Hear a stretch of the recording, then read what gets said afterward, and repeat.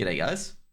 Welcome to another episode of Joshin-Strike. I am Josh, and I've got our guest here. Okay, I can't pronounce his name to save the life of me. Give it a try. Everyone has to give it a try. Okay. You Best know what? rendition. Here we go. You know what? You know what? This is the biggest mystery in the world of CS2. Okay, Mnmzzz is how you pronounce your name. Okay, is that correct? Because Correct. everyone has and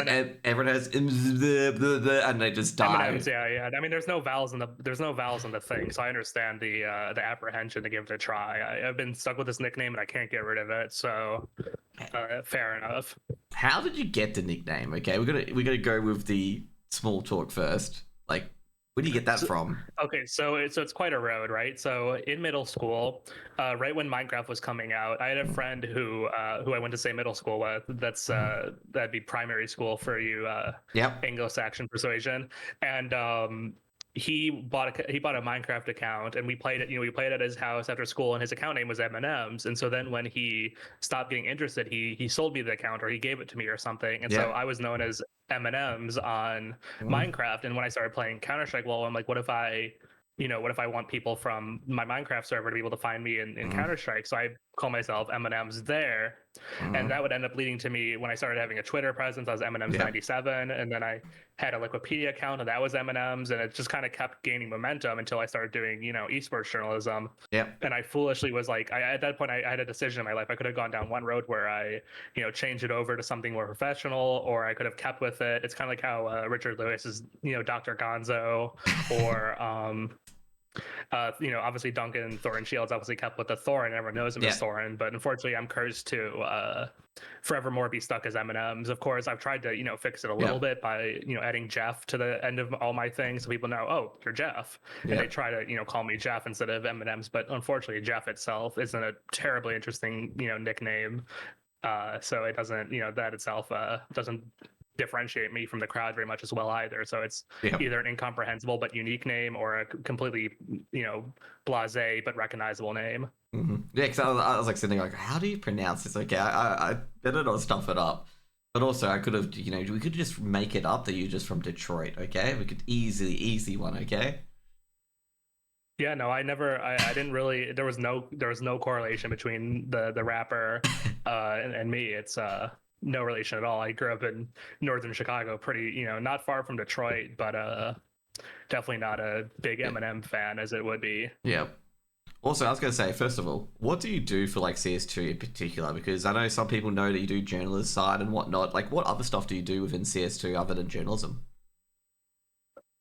Well, that's a contentious question right now, of course, because I did unfortunately just get laid off from my Dust US job, and that of course was my full-time job for 11 months. For the last 11 months, I was I would work there 40 hours a week, so I didn't really do anything else in CS. I would do at-home reporting, and then I'd go to events, do interviews, do live coverage, do on-the-scene journalism, stuff like that. So it was either at home full-time or out at events full-time, but I previously, obviously, and I still to this day do a lot of work with Wikipedia, the esports encyclopedia. That's kind of my main squeeze as something I just do for free, and as hard as I believe, as for fun as editing lines of text. But I do a bit of Wikipedia. I do Dust US. I previously worked for this website called Blix.gg. They had a Counter-Strike section and an esports section. I was their senior editor for a while before they also laid me off, unfortunately. A bit of a tragic series of circumstances, but yeah, it's just been full esports journalism full time for the last 6 years, but with 1 year of full time payment. Okay. Well, what got you into esports journalism in the first place? What was the main entry point? So obviously it was 2018 or 2017, depending where the 6 years end up. Right. So it kind of happened in a bit of a circuitous route. Like I of course watched Counter-Strike in 2015, 2016, but wasn't never really into it in a professional way. And then I was of course playing it casually on the side. And then in maybe early 2017, I found Wikipedia, and there was a guy there named Joe Cardali, Tolkien fanatic, who was the original editor-in-chief, Big Cheese at Dust US. And we knew each other through Wikipedia. He was an admin, I was an editor. He would fix my edits. We'd talk in the Discord, all of that. And I would occasionally beg him I'm like, hey Joe, can I have a job at Dust US? Can I have a job at Dust US? No openings. Finally, in it would have been late 2018, there was finally, an opening for a trialer junior writer. And I believe that was right after IEM Chicago 2018, where I actually went there as a fan, and he was there as press, but our paths never crossed because I was too afraid to, interrupt his hard and tell, his important work at the IEM Chicago to go talk to him. But I finally, from that, was able to get a junior role at Dust US, and I kind of just stuck on from there. I did, part-time throughout all of college. I did, I stuck in when I could. I was, doing it in the middle of the night or early in the morning or during lectures, or definitely times when I, shouldn't have, but I just kept working on it for a really long time and kept, meeting new people and learning new things and being taught the ropes. And that kind of just got me to where I am today. Yeah, I guess, overall, like, some things I do with the articles that I write for Taffy in particular, I'm just like editing him during my lunch break. So you're not the only one doing that stuff. What sort of stuff did you study at college? Is it journalism or?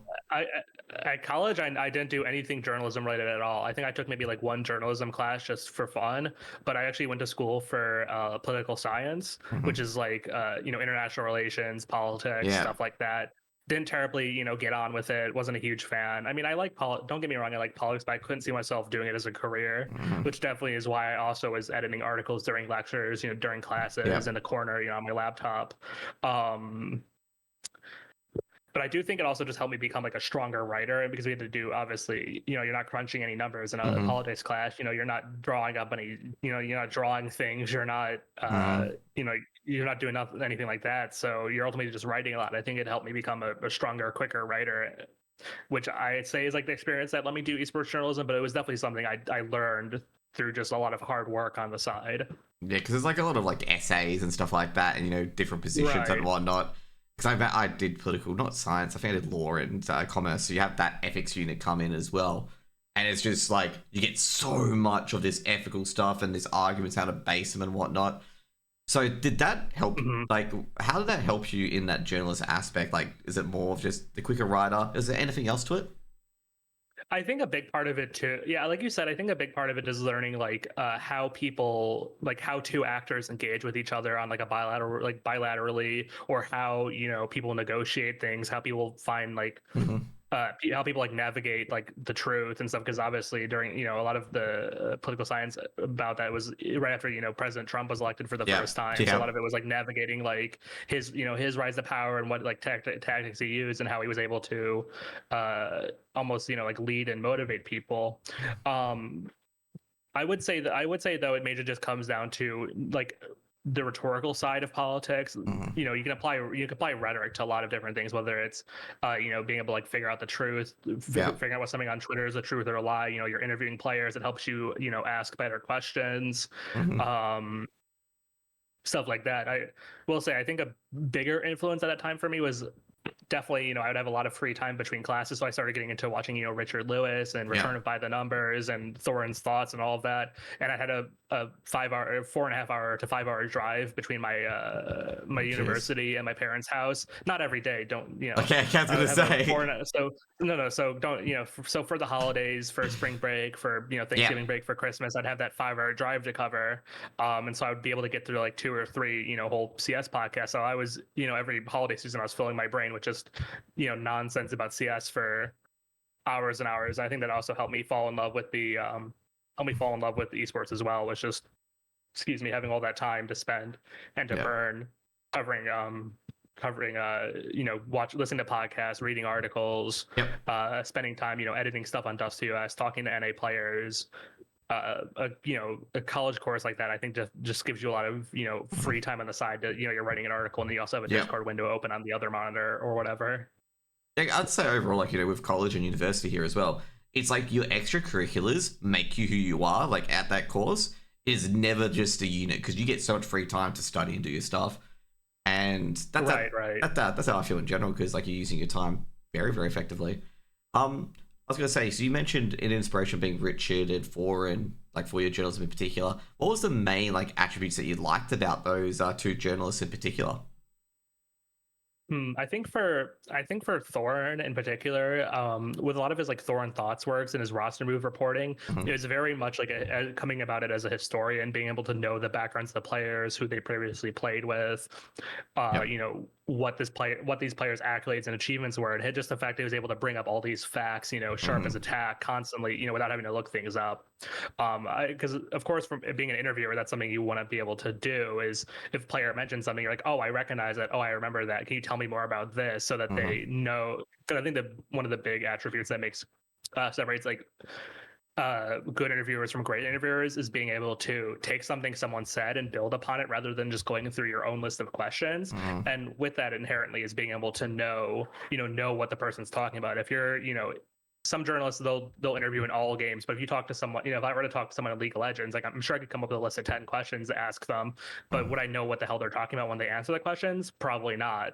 And that's what separates good journalists from great journalists, is being able to build on what they said to ask them more intriguing questions. And it also helps sort of lower their guard, because they know what you're talking about. They know that what they're talking about. So it's like a more, we're approaching it as like equals, people on equal intellectual standing. And I think that's a big thing Thorin's about, is just knowing everything there is to know about esports, and being so articulate when it comes to discussing those topics. I think for Richard Lewis, a big thing for him, I believe that for Richard Lewis, the big thing from him that really inspires me is his ruthless pursuit of the truth. He's willing to hunt down topics for as long as it takes, work on these things, doggedly, stay up late to talk to players, interview org managers. His no nonsense, no bullshit attitude. He doesn't really care what people think about him, especially bigwigs in the industry. He's willing to call whoever it is out. Because you don't want to, as a journalist, you can't afford to be someone who's known for being a stuck-up, someone who's known for being a bootlicker, someone who's known for being a I don't want to piss off ESL because they might not invite me to this event, or I don't want to anger this org for doing, even if they're not paying their players, what if they don't invite me to their after party where I can get a cocktail with Ninja, where I can have a seltzer with Jake Lucky. I don't get to go on the boat, I don't get to go to Dubai, I don't get to go to Riyadh. Like, you'll never see him back down from something like that because of the optics or what it might do for his career prospects. And I think that's very admirable from him. Yeah, very admirable, because I do remember in particular, like, the one with Phantom Lord, he didn't enjoy writing that article. He was good mates with him, but he had to write it because the, what is it, CSGO Lounge stuff, wasn't it? I'm trying to remember it. CSGO. Yeah, CSGO Lounge. CSGO Lounge, I believe you're right. Yeah, and he said it himself, like, he just didn't like writing that article, but he had to write it because it's not good. Like, it's a big injustice if he doesn't. Right. Yep. So overall, with the esports, what was your first esports event that you went to as a journalist capacity, and like who did you interview? Who did you interview? That's a good question. Actually, I know the answer to that question. Yep. I'm not senile yet. It was So unfortunately, my rise as a journalist came right alongside the COVID-19 pandemic. So right as I would be theoretically able to travel to events, there was no events to travel to. So I had to wait until September 2021 to go to my first esports event. And that was, Philadelphia 15 is like the local NA, the local NA LAN circuit run by, Sasquatch and NVS, who do a fantastic job, with these local like $25,000, $30,000 cups. And I remember my first interviews were with people just local to the NA scene. It was like Jojo, who was playing for Mythic at the time, Wolfie, who was playing for, I believe, Secret Club, Fang was also my Secret Club, Flam from Mythic, and Kojomo, the NA Wonder Kid, or whatever you'd like to call him, who at the time was playing for Davenport University. So those were my first 5 in-person interviews. And I will admit, I was pretty freaking scared. I had to have I'm sure everyone who's watching this probably knows Note from HLTV. NOHTE, Note. I did basically have him. I was so nervous to talk to these people because I was so like maybe starstruck and so nervous about like, oh well, I don't want to bother them. They're playing their game. They're getting ready for their next match. They're talking with their friends. He basically had to grab me and walk me over to the players and be like, "Hi, this is Jeff. He would like to talk to you. Can you go talk to him?" And they were always like, "Oh yeah, sure, no problem, whatever, man." And then we would go sit on this little bench outside the venue, and I'd use my iPhone with the voice memos. Yep, and I've listened back to those, and they're not pretty, but that's kind of the first step I did with in-person event interviewing. Oh yeah, I can definitely tell you that's hard. I'm asking Mav, who's like a big person in the scene as well, like, how do I record interviews and whatnot? Like, what do I do? And in the end, I just like ask some questions, remember in my head, and then put it down the paper the moment I get home. But I can understand the nerves because I'm gonna say right now, same thing I went through. It's like talking to the players, like I don't want to disturb them. They're getting into the game or getting to whatever. And in the end, I think one of the org owners, I think it was Jason, who owns Arcade. You'd probably unlikely to know him. He's just like, just talk to him, man. I know Arcade Esports Club. Yeah. You listen, in the depths of COVID, I had a lot of free time. I spent a lot of time editing the Australian MDL pages, so I know a lot of just random Australian players and orgs from that time, and more than any probably NA person reasonably needs to know. But that's my curse to bear, I suppose. Because with Fragadelphia overall, because I think that's a great event, the biggest thing I remember from that event is the infamous Steel ad from that event in the window, like the Windows Steel event. I'm not sure what it was about, but everyone links it every time with Steel, and I just. No, that was CS Summit. Yeah. Oh, so, okay. I thought that was Fragadelphia. For some reason. No, that was the original CS Summit. Okay. But why am I getting those events mixed up? But even probably just because they're like more casual. Fragadelphia has like a lot of like B-roll, like joke stuff, joke advertisements. More of like a comedic toning. More of like a comedic, fun, grassroots tone to that, which is very similar to what CS Summit, of course, used to do when they were still around. That's exactly it. That's probably why, because I remember all the joke stuff, and they also have the deck chairs as well. Is there any other tournaments at Fragadelphia other than CS2? Because I did see some 1.6 stuff there, or has there never been any 1.6 stuff? So the unique thing about that, so obviously when Fragadelphia got its start, they used to be in 2015 they used to be just doing CS:GO, and then they also had a sub brand called Cheeseadelphia, which was StarCraft 2 tournaments. And as they sort of develop, what you're referring to is a unique sort of facet of running these events in local LAN centers. Is on one side of the room you'll have the young CS2 players playing these local LANs. On the other side you'll have like these 30 to 40-year-old, like Uzbek, Kazakh, Tajik, immigrants, Russian immigrants. They'll have like their own little corner where they'll pay the venue owner for like day-to-day play, and they'll just play like 1.6, 1.5, Russian mods of that, cracked, no CD key needed versions of that in the corner. So it's always unique to see, like, on one side of the room you'll see Fragadelphia's guys playing CS2, and then you'll see like for example, we were recently at a place called the TAP Esports Center in Philadelphia's Chinatown, and they have a regular crowd of like 10 to 12 Uzbek guys will get off of work and they'll head into the venue and they'll play like 1.6, and they'll do like money matches, and they'll bet like $100 on a money match, and they'll just play amongst themselves. So it's fun to watch them sort of play 1.6 all these years later, just amongst themselves in Russian.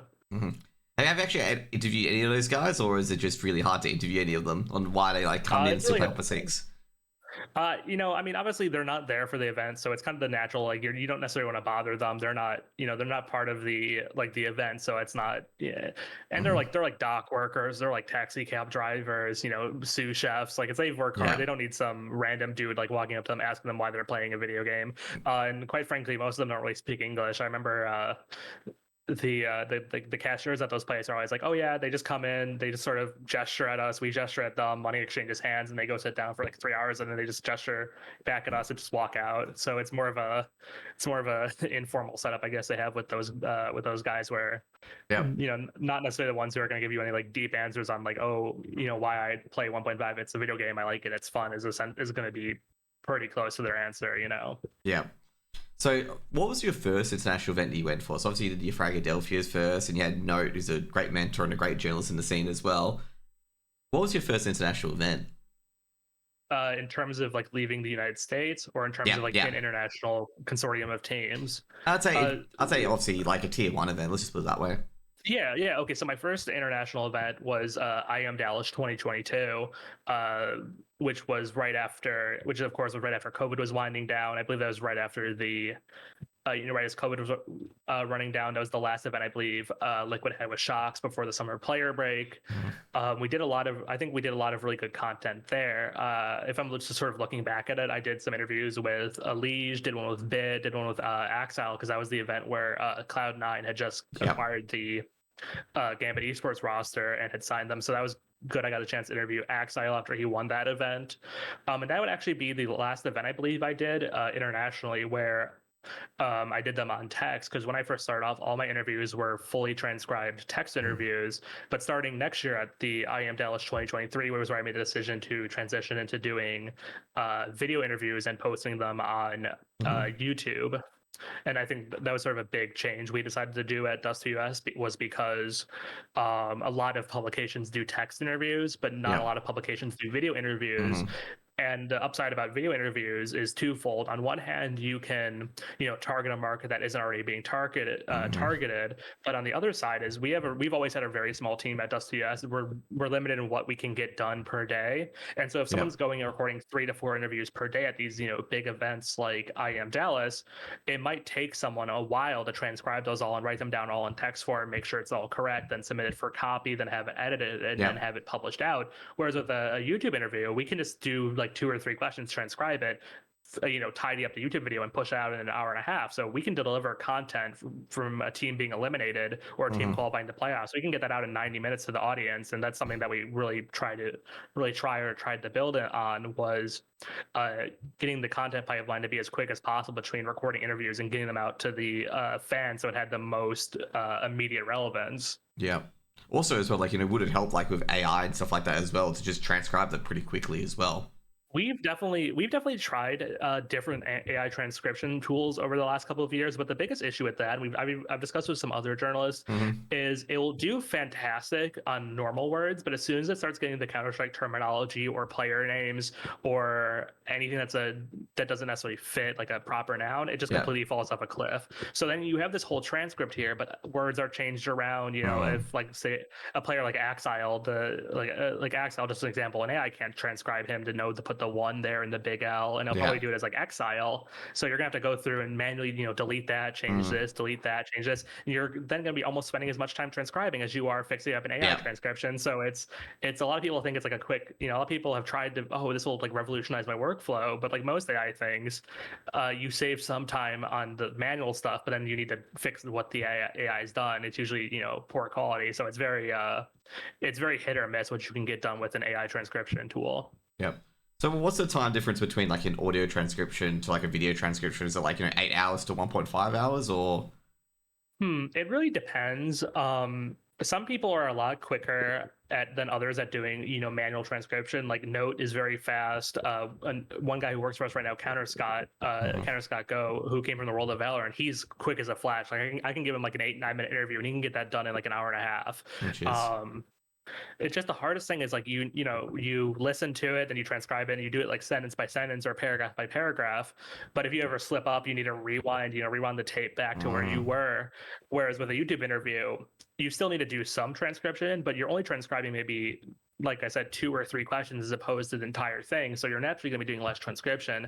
And the YouTube work to get the thumbnail done, to get the description done, to get the tagging and all that done will take less time than what it takes to get another 6 or 7 minutes of a transcription done. Yep. What was one of your best and favorite interviews at the event? For player wise, because you said Elige, Axile, and a few others as well. Well, so back in those days, I used to do relatively few interviews. I still had some nerves as that was my first tier 1 event, and as well, I remember that event was particularly rough. If you sort of remember the context of what that event was happening at that time, that was, I believe, either right before or right after the major.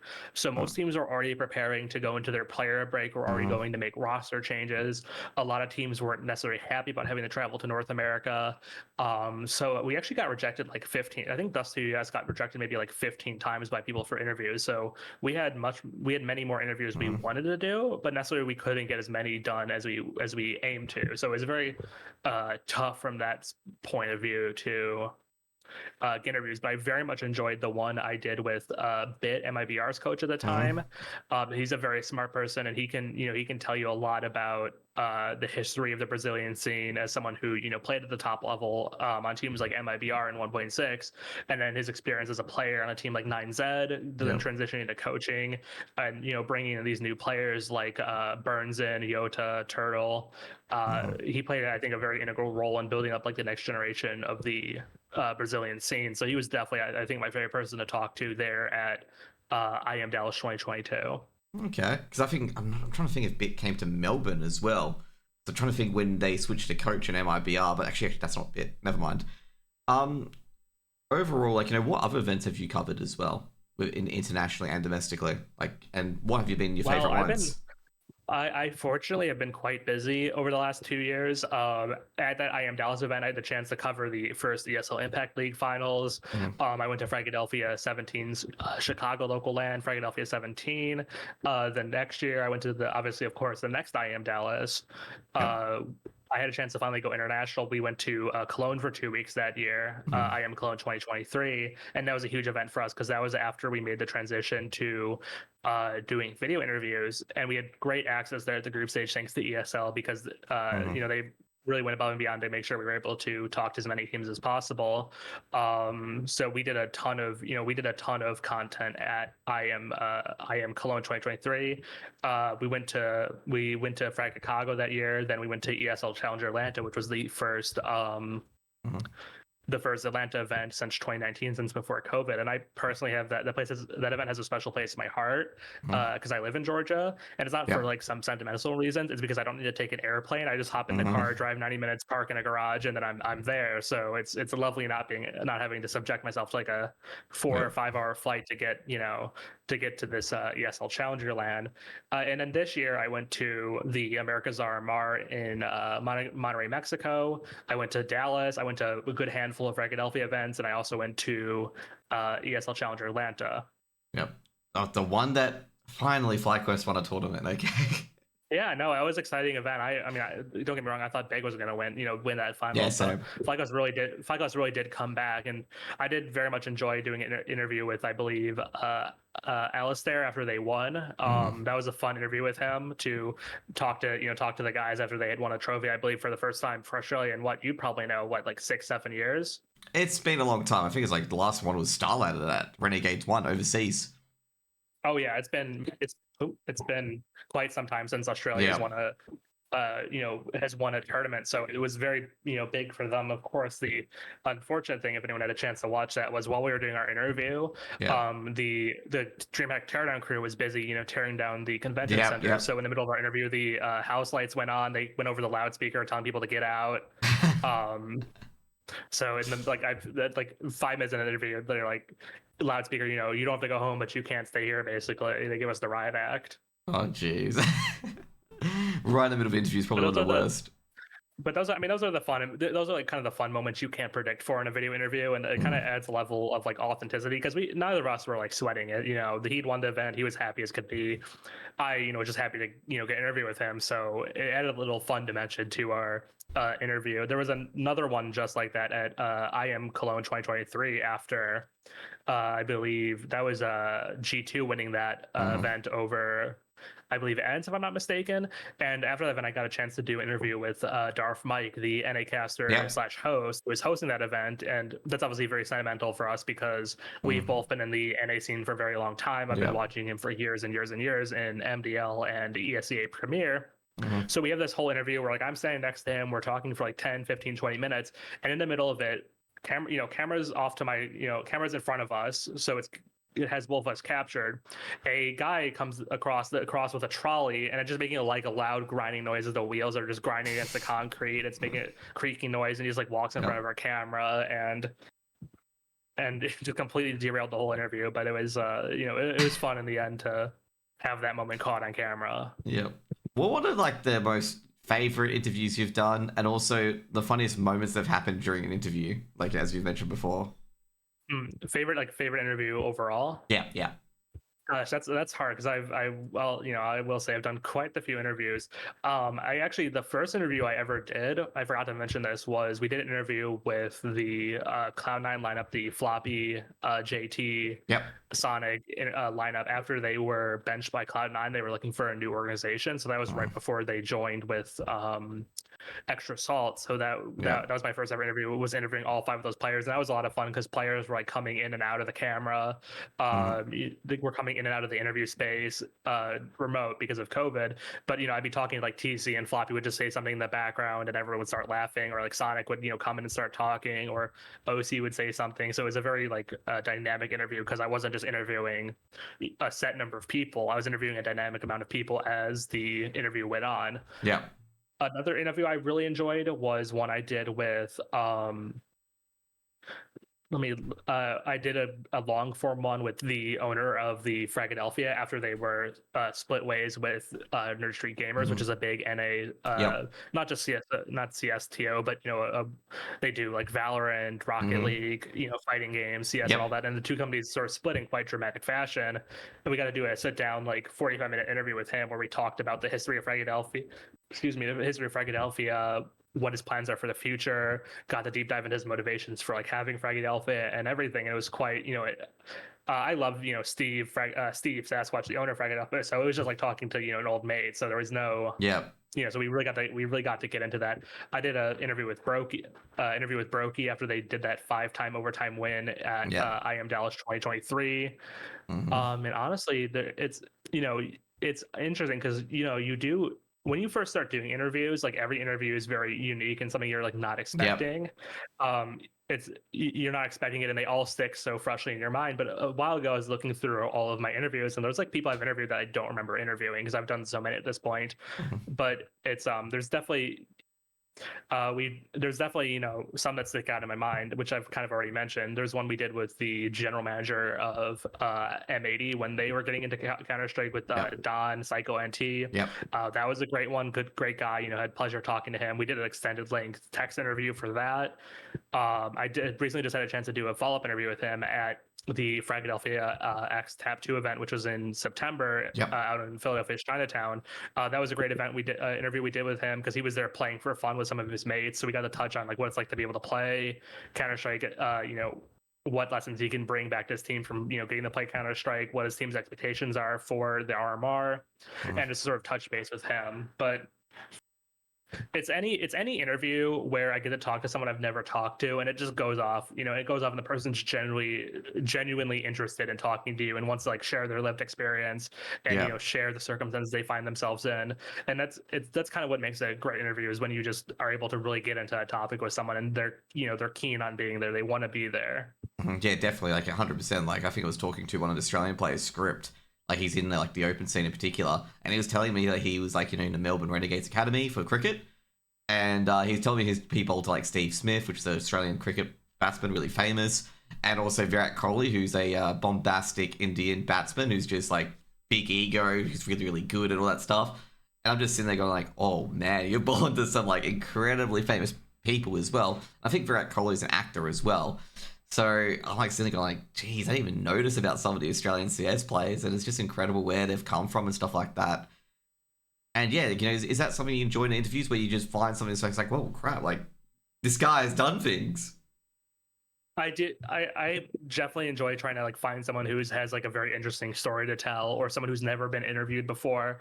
One of the key stories, and this is actually a favorite interview of mine that I didn't mention earlier, was the Mongolians on the Mongols are notoriously known for being hard to interview, even by people like on stage. They kind of have to interview the same player over and over again because none of the other guys are interested in speaking English or can't speak English. So at I Am Cologne 2023, I told myself one of my goals was I want to interview Techno 4K because no one's ever interviewed him in English before. Well, that was the event, if you remember, where they had such a great run. They just barely missed out on playoffs, I believe, being eliminated by like G2 or something. They beat a bunch of notable teams on their way there. So every single time they got these incredible upsets, historic moments for the Mongolian scene. I kept the way you request interviews at an ESL event is you have a little like WhatsApp group, and you shoot a message off to player manager. You're like, hi, I'd like to talk to this person on video after they win. Can I get them to go talk to them? And they kept coming back no. So after they won their first match, it was like declined. After they won their second match, declined.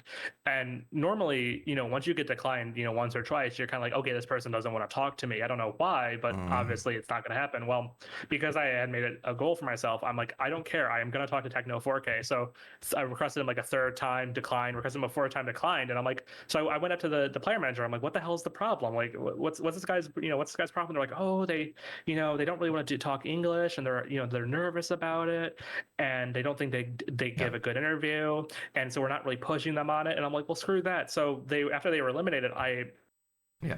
It was a rainy day. It was like a rainy 10 p.m. day in Cologne. They're waiting under a tent for their shuttle to take them back to the player hotel. So I just walk up. They're like all in a circle, talking. I like just force my way into the, shoulder through, force my way into the circle. I'm like, "Hi guys, I'm such a huge fan of yours. You guys did such a great time at the event." And then I turn to Techno. I'm like, "Hey, Techno, huge fan of your work. Would you be willing to do an interview with me?" And he's like, "Okay." And I'm like, "Oh, great, fantastic. Would you like to do an interview?" And he's like, I'm like, "Please." He's like, "Okay." And so we walk in, we do it, we do an interview. I bring him back into the venue. I have put him against the sponsor wall. Yeah. We talk slowly. I make sure to really simple questions, but he was able to do it in English. It's almost a running gag with the Mongolian players where we're, quite frankly, international players in general, I think they underestimate their level of English, and obviously, when you're speaking a second language, like, you're very bashful about your ability, and maybe you have a tendency to underestimate yourself. But a lot of these players have much better English than they let on, and are much more articulate than you could let on. So that was definitely a favorite of mine, being able to talk to him, because at that time, Mongols was still, on their rise through the scene. No one had ever talked to any of the players in English before. No one had ever no one had ever really engaged with this team on like a one-to-one level, other than on-stage interviews where it's like, very forced. It's one player being pulled out for a contractual obligation. So it was definitely fun, and that's like one way I've tried to set myself apart as well. Is we're Dust 2 US, so you naturally figure that, oh, we're going to only interview NA players, but I've always tried to make it my goal to also target really anyone that's willing to speak to us, because it's just fun to talk to people, outside of your natural like journalistic umbrella. And quite frankly, if any teams aren't going to perform well at these events, I'm not going to just sit back and drink a cup of coffee, or go out and enjoy my night. I'm going to try to stick around and get any players that are willing to talk to us. So you're telling me you're not a Brazilian fan? Is that what you're saying? Yeah, that's it exactly. Yeah. I did actually have a fun interview with Yota, who's on Audic now, and he's the leader over there. And he's another player who's super nice, but somewhat bashful about his English. And so we ended up turning it into a text interview. But he gave some really good insight about his team and how he's always been IGL, and it's because he's always wanted to be in charge of something, and like he's always feels like he's like a leader, and what it was like to sort of come into this new squad and like take over after being with MIBR. And so that was unfortunately they went out dead last at ESL Challenger Atlanta, which is unfortunate for them, but good interview nonetheless. It was like I say, for Audic overall, it was really tough ask for them, because I think there were like not many of them had LAN experience, so it was just really difficult. Limited LAN experience. I believe in their group they had something. I think they had, maybe, if I'm not mistaken, they had, I think, FlyQuest in their group, or Big, so that's already a team that they're unlikely to beat. They also had I can just check it right. They had Wildcard, Big, and M80, so that's a tough. I was gonna say they didn't have FlyQuest in, I think, because FlyQuest beat Saw and another team to get in. That's FlyQuest and Bedroom, Yeah, that's a difficult ask for any team, especially a team with such limited LAN experience, and overall just a new, lower ranked Brazilian team. As I called them, I called them the KZG of teams, basically. With the ESL Challenger Melb, it's like, you're going to get knocked out. You're not going to win any games. Because what was it? It was like LinVision or New Happy couldn't come because of visa issues. So then they bring those guys in like last minute to fill spots, and they were just happy to be there, basically. Oh man, I got the owner of KZG in chat. He's like, "Oi, fuck you, mate."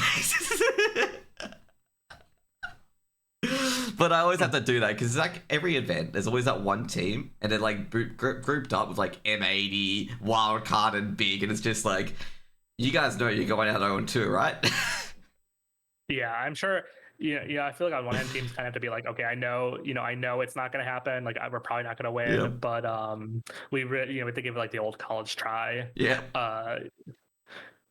It's tough, especially like that's something NA teams have kind of had to suffer for. If they're like one of the teams that makes their ESL Challenger League, or it's a team that outside chance of qualifying and they make it, they know they're going to be in for a tough time. But you have to try and make the most out of being at these international LAN events. This is an interesting question. So if you go out to interview players after this, let's say internationally with the new circuit, is it going to be easier or harder, given that ESL isn't super dominant in the scene anymore compared to 2025? Because you got PGL, Star Ladder, Blast. You got a lot of TOs wanting to make a comeback into Counter-Strike 2. Would that make it harder or easier for you to just get into those gigs and do your work basically if you get back into this industry? That is. I would say a little bit of column. I mean, the most fortunately we like as Dust to US, we have the sort of benefit of being an HLTV affiliated product, and TOs want HLTV at their events, and so we kind of just like attach ourselves like a tick to their tick to their back, and we're like, we're with HLTV too, hey, let us in. And so it's never really been a challenge to get press accreditation for this event. Most TOs are very open about wanting press to come to their events, wanting them to do interviews, because it's something they can add on. It's something they can add to like a sponsor deck. It's add it to hours watched. They can say, oh, our event has professional journalists coming to interview us. Isn't our event so cool? You should sponsor us. And they just also want to provide like free standby content for their fans, because if I watch an interview about a player and then that player is in the finals, I might choose to watch that finals just based on seeing that interview and rooting for that player. So with any esport, I feel like letting press into your events is generally something they're quite open to doing. In terms of there being more TOs next year, I'm not necessarily worried about that, limiting our opportunities. If anything, it might create some issues where where a publication would have to make a strategic choice if there's two events running at the same time. Do I go to, let's say, like Star Ladder Bucharest, or do I go to Blast Circuit, London or whatever? Which of these two events do I go to? What teams I think I'm going to get more interviews from? Which which event is going to have more interesting coverage? Which has a bigger storyline going on? So they might see some changes with that in terms of who's going to be coming to each, who's going to be coming to which event. But I don't necessarily see it as holding back journalist opportunities. It just gives them more to chew on, because there's never really circumstances where a press outfit has to choose between two events running at the same time. The first time that's ever happened in a long time was just this last week, where we had Thunder Pick and Blast Singapore going on in the same weekend. But other than that, it's never if we're choosing an event to go to, it's the one event that's going on at that time. So it's pretty it's pretty easy from that front. The biggest thing is just do we have the money to get out there? Because I'm sure as an Australian, leaving the continent is expensive. Getting out of the island is kind of hard. I know we were at one point earlier this year looking at IM Chengdu, and those tickets were like $5,000 round trip from from Atlanta or from New York or from California, because it's a big Chinese city, but it's in the middle of the mountains, so it's not like it's really it's not like it's like Shanghai. It's expensive to get out there. So if we're gonna spend $5,000 to get out there, you got to kind of get a return on investment, and that might also influence things for other publications next year. It's like, if we're traveling more, do we really see a return on investment on all this travel, or do we need to be more strategic and only go to the biggest possible events? Because I've had that issue as well, because I go to DreamHack Stockholm in winter every time around, because I got a lot of European friends and viewers and stuff like that. And it cost me about $5,000 to just go over there, hotel to stay, and probably all the stuff I spent at DreamHack in particular. So it is like, as you said, got to find that return on investment, because it is quite a steep curve. Now, Stockholm's easier to get to because I'm not flying and then taking a bus or anything like that as well. Like with your shipping, for example, you can't just fly into there to really build onto your point.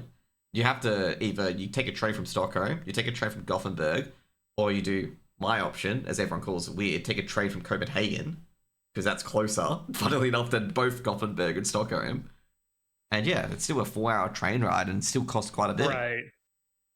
Well, and it's all the hidden expenses that really get you when you're covering these esports events. It's like I'm not having like steak dinners or getting some like Oysters Rockefeller, or popping the bottles of champagne or whatever at these events. I'm having like some McDonald's, or I'm having like going to like TGIF Fridays and getting like a the $1 margarita or whatever. But you feed someone for like 2 weeks. You feed someone every meal for 2 weeks, and that ends up to being a couple $100s for a publication. And then like the Ubers back from the hotel to the venue, especially if the hotel or the venue or both are in places that aren't really like safe or easy to walk to. Buying you got this, there's got to be somewhere for them to sleep, so you're paying for the hotel, you're paying for the food, you're paying for the air travel, you're paying for incidentals. Like at Cologne, our tripod just broke, so we had to buy a new tripod. Fortunately, it's a cheapie. It was only $30, but that's another $30 you have to add on to your expenses at the end of the day, and it just all adds up. So it's like you got to make these strategic decisions about where you're going to spend your money to get the most return on investment. And that's we're talking about sort of the better times at Dust 2. That's why we would go to more Philadelphia's than we would go to international events, because you can just throw me on Spirit Airlines or Frontier Airlines. and just shoot me out to Chicago or shoot me out to Philadelphia, and it's only a couple $100 for the flight and a couple $100 a night hotel, whereas it's a few $1,000s to get me out to like a Cologne or Katowice or Singapore. Not even Singapore would be insanely expensive for us to go to. And we kind of mentioned earlier how like a big consideration for me is like I try to interview everyone I have a chance to interview.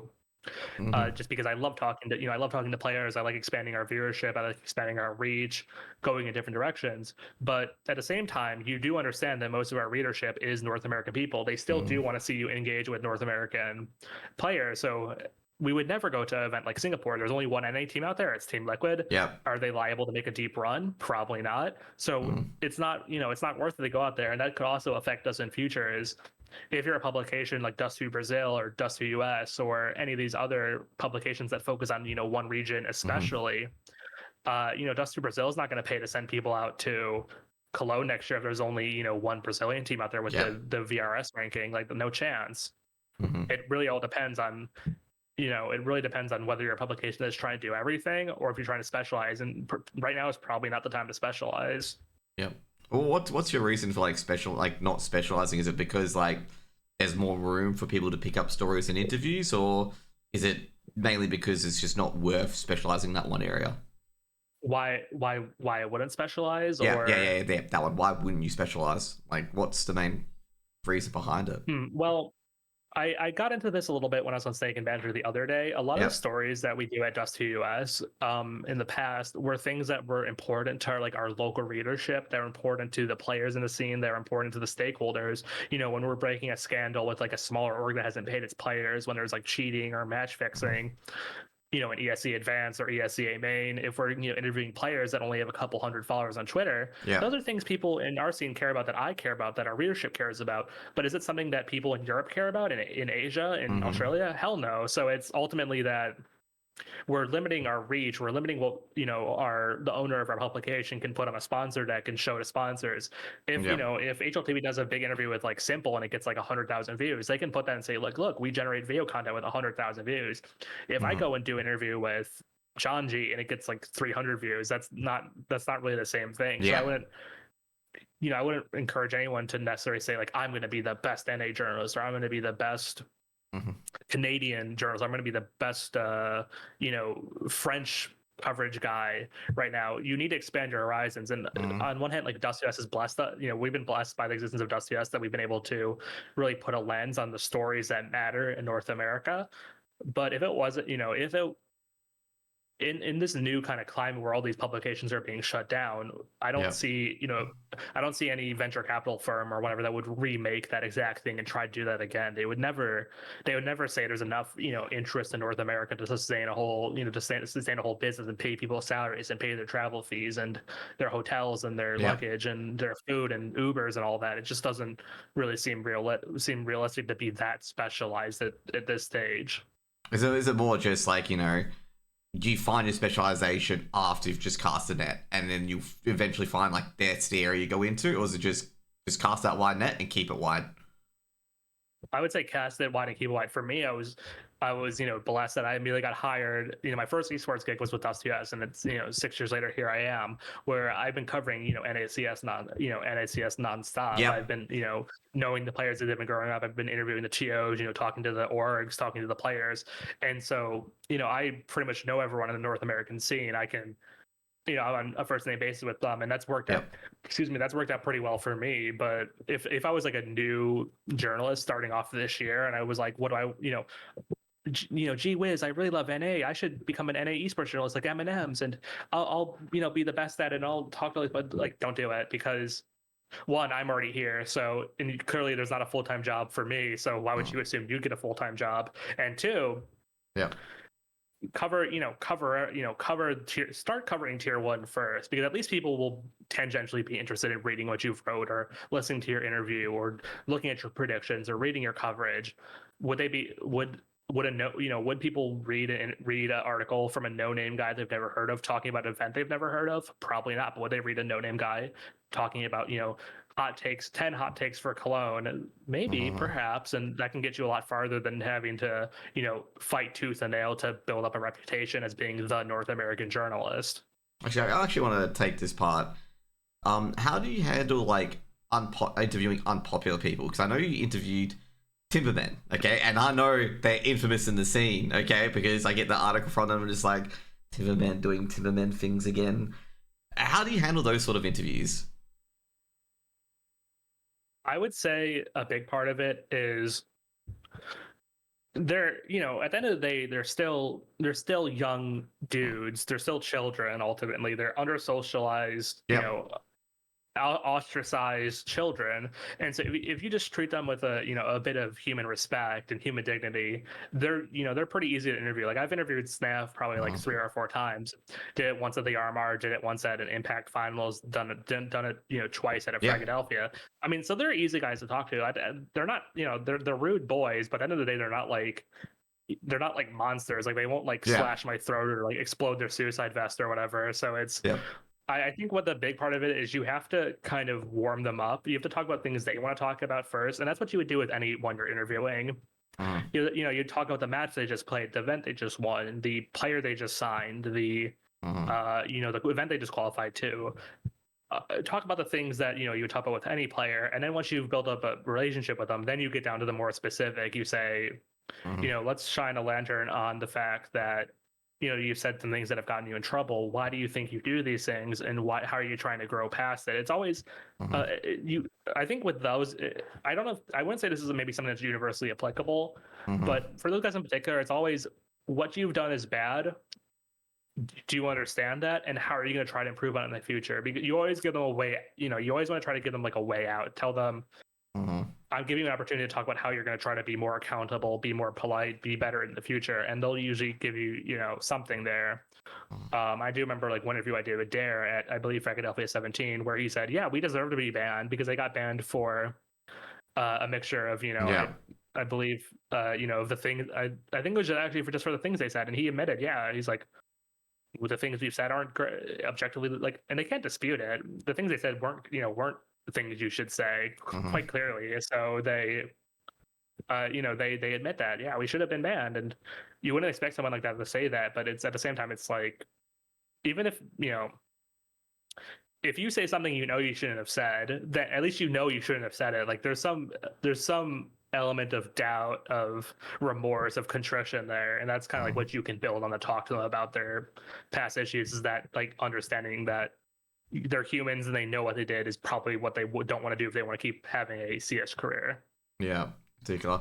So I want to move on to like the esports journalism part in particular, because like basically there's a few people that want to be into the esports journalist, and it's like, how do they do it? Like, how do you really get into it in particular?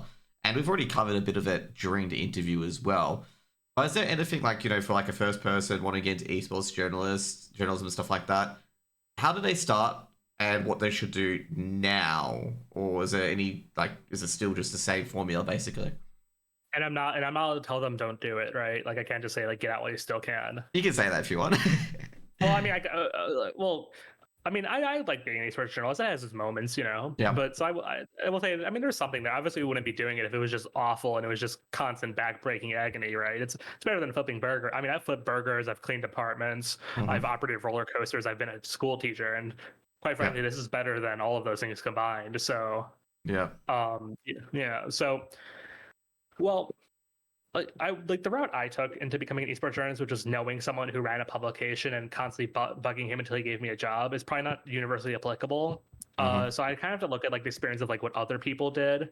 Is I have a good friend of mine, Pedro Romero. He's a journalist. He's a freelance journalist who does stuff in League of Legends and Valorant. And the way he kind of found his way into the space was I believe he started just publishing stuff freelance. He made himself available for interviews. A big thing that makes it good in Valorant rather is that they have like, they have those media days where they'll let people like call into the interview show, call into the interview and ask questions and then record the answers and release those on his YouTube. And that's what he did before, he got picked up by a publication, was just trying to find areas to sneak in, places where they have their guard let down, where you can ask a few questions and you can publish those, and people will be naturally interested in, these media day releases.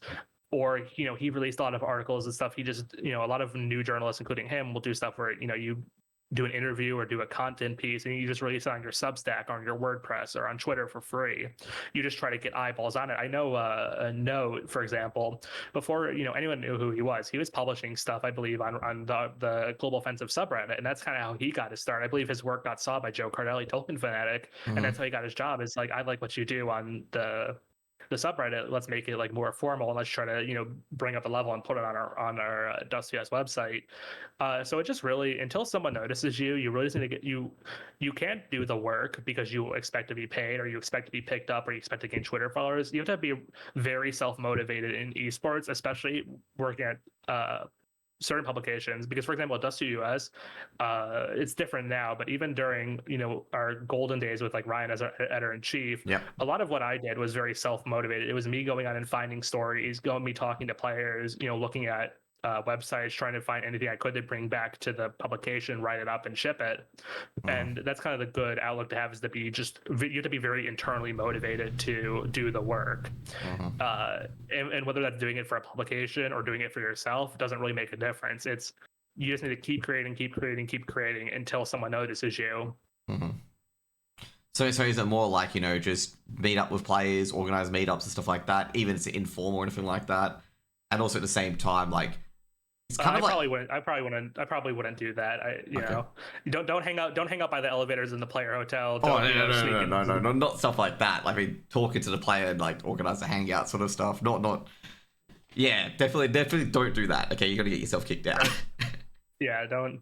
The Swedish Joker tried that and that didn't exactly work out for him. Anyways, moving swiftly on. Well, and I do think to an extent tournament organizers are willing to facilitate like rookies.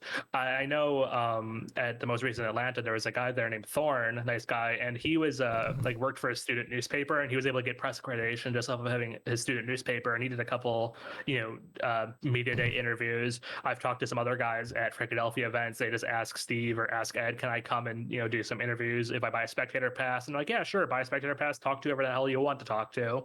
And I would say that's like much more is like you got to go through the proper channels, but I think most people are relatively accommodating to understand this is a pretty new industry. And if you have like a decent following, like a couple hundred Twitter followers, you could probably parlay that into getting a press pass at some of these events. I've seen people do it. It's just all about one, how you present yourself, and two, the quality of the work, if you like let it stand on.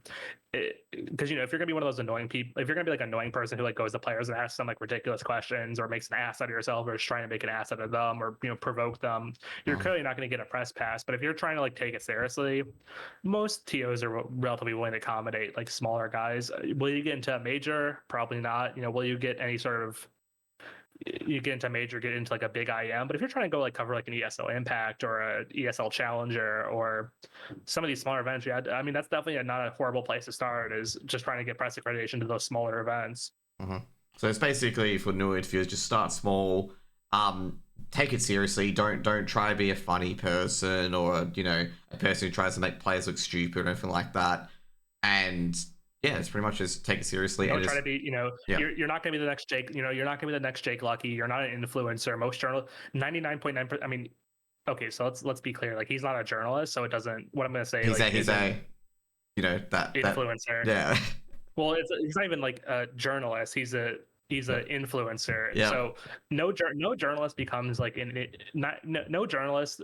Most journalists, one, don't want to be an influencer, and two, 99.9% of journalists don't become influencers. You're not going to become a Richard Lewis person where people are like recognizing you and wanting to talk to you constantly and want to sign your, want you to sign their mouse pads and shit. So it's, so as a journalist, like, your goal is to go to an event, talk to people, meet some people, be nice to them, but overall be, I feel like, relatively like invisible. In a sense that you're not there to make a spectacle of yourself. You're there to make a spectacle of either the players, the events, or the tournament. That's what you're there to cover something. You're not there to you're not there to, spotlight's not on you. You're not there to be like the main event, right? If people recognize, if people like meet you and recognize you and you want to, they follow you on Twitter, that's like a good, that's a good thing that can happen to you at an event, but that's not what you're there for. Yeah, definitely not, because I do that as well with like casting and whatnot. It's like, people are there for the game. They're not here for your personal issues and whatnot. They're here to watch whatever mouse the endpoint or anything like that in particular. The reason why I mentioned that in particular is that that's the first close qualified game I got given by DreamHack from knowing people in DreamHack. And I was just amazed I was given it. I was like sitting there going like, why am I being given this game? This is like, I was 2 years into casting. And I'm like, sitting there going like, I don't think I deserve this game. It was like Scriv, Boffers and stuff like that. And I'm like, yeah. But anyways, it was quite fun. Enough about myself, obviously, so... no, go for it. It's your show, mate. Like you set the tempo, right? Yeah, it's all about like making sure that you're not in the spotlight when you're doing these sort of things. And I think some people do misunderstand it. Like as a journalist, you're there to get the story on twists or a leash or anything like that, and what they have to say. So it's basically you want them talking more than you, basically. Right, and that's not. I don't have a formal education in journalism, but that's like one of the. There's some journalistic platitude that's like you're not part of the story, you don't make the story, you find the story, you don't make the story. So it's like just not. It's like you're not to really be seen or heard unless you want to become part of the story. And then the part of the story usually is person is kicked out of venue or person's not going to be invited to the next event because they're an asshole and we're not working with them anymore. Is the general conception with that. So with writing and YouTube pieces, what preference should be for format for newer journalists? Should it be the YouTube or the written part, like, or a mixture of both? That's a good question, and it really depends on where like your strength lies. If someone has good sharp editing skills and they're able to make a snappy quick video going over the news, then sure, certainly do YouTube. Or if someone's a strong writer but they don't have necessarily great on-screen presence, probably should stick to writing. I would say it's just do whatever you're good at. Like for me, I don't spend a lot of time on other than doing like interviews with other people. I don't go on YouTube a lot. I don't have a Twitch. I don't have a YouTube. I don't have a Snapchat. I don't have a TikTok, because I know my strength lies in the in my written content or my interview content rather than my YouTube content. So, but that's not like something I would say like, oh yeah, because I did it via writing. Writing's the best. That's just how what my niche is. So I wouldn't say one's inherently better than the other. I'd say focus, determine what you're good at and then stick to that, because some people, for example, Fi CSGO, he's recently leveraged more into YouTube content creation. And he's not a journalist, he's a caster, but the same principle applies. Yeah. He determined that, I have a knack for putting together snappily edited, fun, insightful videos, and bam, and now he's getting like 10K, 20K, 100K, 500K views per video, per his like CSGO history videos. And that's something he's found that he can do that fills a niche that wasn't being filled before. And he might not have had that same success if he was doing the same content, but in a written format. So it's whatever you determine you're the best at and you can most make the most interesting and make the most insightful is the avenue you should pursue for how you're going to become a content creator. Talk about Fire in general. I like the fact that he's done so well, like as a cast and a content creator. He asked me for a bit of advice, and I just basically told him, just go have fun with it, and that's exactly what he's doing. And he's done so much great work, and I'm hoping he breaks into like a tier 1 event eventually as well, a tier 2 event. Well, it's just funny for me because obviously Fi is just a little guy. Like he's like 19 or 20 or something. So when I was getting my start, Fi was like 14 or 15. So it's just like I always still envision Fi just being like a little just gremlin, basically running around, making noise essentially. But he's grown up into a big boy. He's a big boy caster now, and he's not just. I've almost like watched. There's certain people in the scene that I've almost like watched like almost grow up over the past 6 years. Like there's certain players that I've known since they were like 15 and now they're pushing 21, and it's crazy to see certain players, journalists, casters, etc. Grow and evolve over the last half decade. Oh yeah, like the Gambit youngsters roster, obviously Gambit now Cloud9, and they broke apart. I had that from the beginning. Basically, it was my first few games I cast was the Gambit youngsters, because they're the only ones that did it like 9 p.m. or 8 p.m. Australian time or 8 WST, and I watched them go into that big team that they are, and it had Ema as well, because I watched him in Nexus initially as well, and then he went to Game Elite. Oh, and before I get this history wrong for Ema, but he went to Game of Legion and he went to Na'Vi, and it was just so heartfelt when they won the major, and everyone was there. Like he had been under Zello. Zello had that choice as well, where he could have gone to Hellraisers and started his international career, but he stopped and wanted to develop stuff in Romania instead. And it's just a kind of like a sliding door sort of moment. If Zello took that opportunity, would have he been the first Romanian player to win a major? It's like crazy stuff like that. That I'm just so happy when I see like teams like that I've casted since ages ago win. Is that some kind of thing that you have as well? No, for sure. I mean, to give a key example, Malb's MD, Yeah. who's now with, of course, killing it with G2. I've known Malb since he was just a little, like basically a child. So he was like 17, playing with, playing with the I can't remember, Full Send before they went to Infinity, Infinity, like Guatemalan org, or Latin American org, excuse me. And I've been interviewing him since he was playing like Fragadelphias with Team One and with ATK and with all those been hearing stories about him almost going to bad news bears and stuff, and so I've been so overjoyed to see him go from being a Guatemalan journeyman player who was struggling to find his way into something more substantive and something more concrete to do with his career to being one of the top prospects in the world. And I guess maybe just to think of another example, I'm just trying to look like someone like JL, who's currently a Navi who won a major. I had the opportunity to interview him at that same Fragadelphia 17 event where he was there. Pardon me, Fragadelphia 16, where he was there with Apex Rebels, the academy. Yep. Or no, I'm mistaken. With the Fragadelphia 17 with the Apex main roster. That's right. So he was there with Shox, Kubin, I believe, and a couple other players whose names elude me. But at the time, obviously on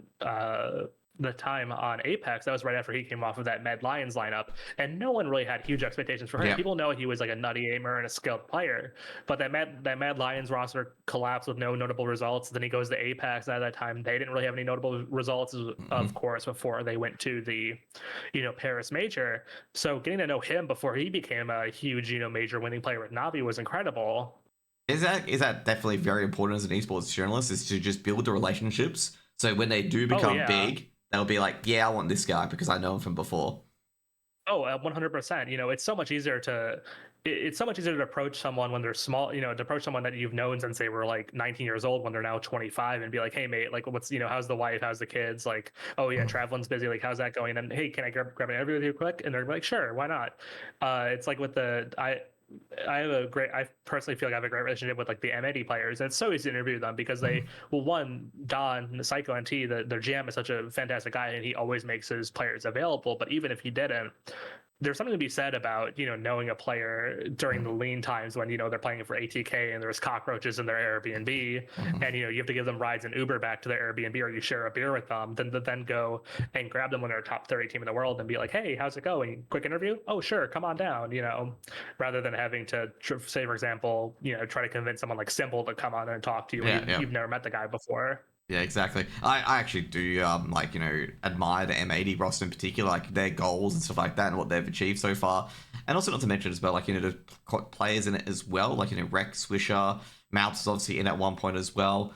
Like they've done a really, really good job in carving out a team in not really the greatest of circumstances. Have you ever talked about their history in particular when going into the interview?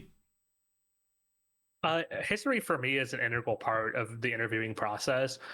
You can't really ask someone about, how do I put, as an interviewer, your job is to almost ask for answers you already know when you're first talking to someone. You shouldn't be learning important details about someone's career for the first time when you're talking to them. Like if I go up to someone like Swisher and I didn't know he played for ATK, I would feel like a moron, right? Like you have to do a basic level of groundwork before you talk to someone. So we've, and it's also, I mean, that's also something I've been blessed with via Dust US, is that we do cover their day-to-day activities, their tournament performances, their league performances, them changing orgs, them making roster changes. So it provides a lot of fodder for us to then go on and say, oh, hey, that roster change we covered, whatever happened with that? Why did that player not join you? Why'd you leave that org? Why'd you, change your coach? Why'd you change roles? And it's you should never go into an interview where you're unprepared. People who go, you should never go in an interview where you're unprepared for the, unprepared, you're unfamiliar with the player. You always need to take that time to at least make sure you have a base level of knowledge about someone. Yeah, it's over. I think that's probably a good just universal skill, is never talk to someone if you don't know a thing about them. It would be the same thing if you're trying to close a business deal and you didn't know the person who you're talking to. You had nothing to relate to them about, or you don't know anything about their product. You look like a fool. It's the same thing with esports journalism. You should never look like you don't know what you're talking about when you're talking to someone. Yeah, so overall, bit of a summary is just like more of a build your foundations, get the groundwork with the knowledge and whatnot, and then the other part is like, when you get a different question, because you may know the answers per se, but it could have, completely blindsided you as well, and then you build off those things on, oh, why do you think about that way or that way in particular? Right. Like, so that's like, number 101 is just do your basic ground research and then be flexible enough to add on to the questions to the answers.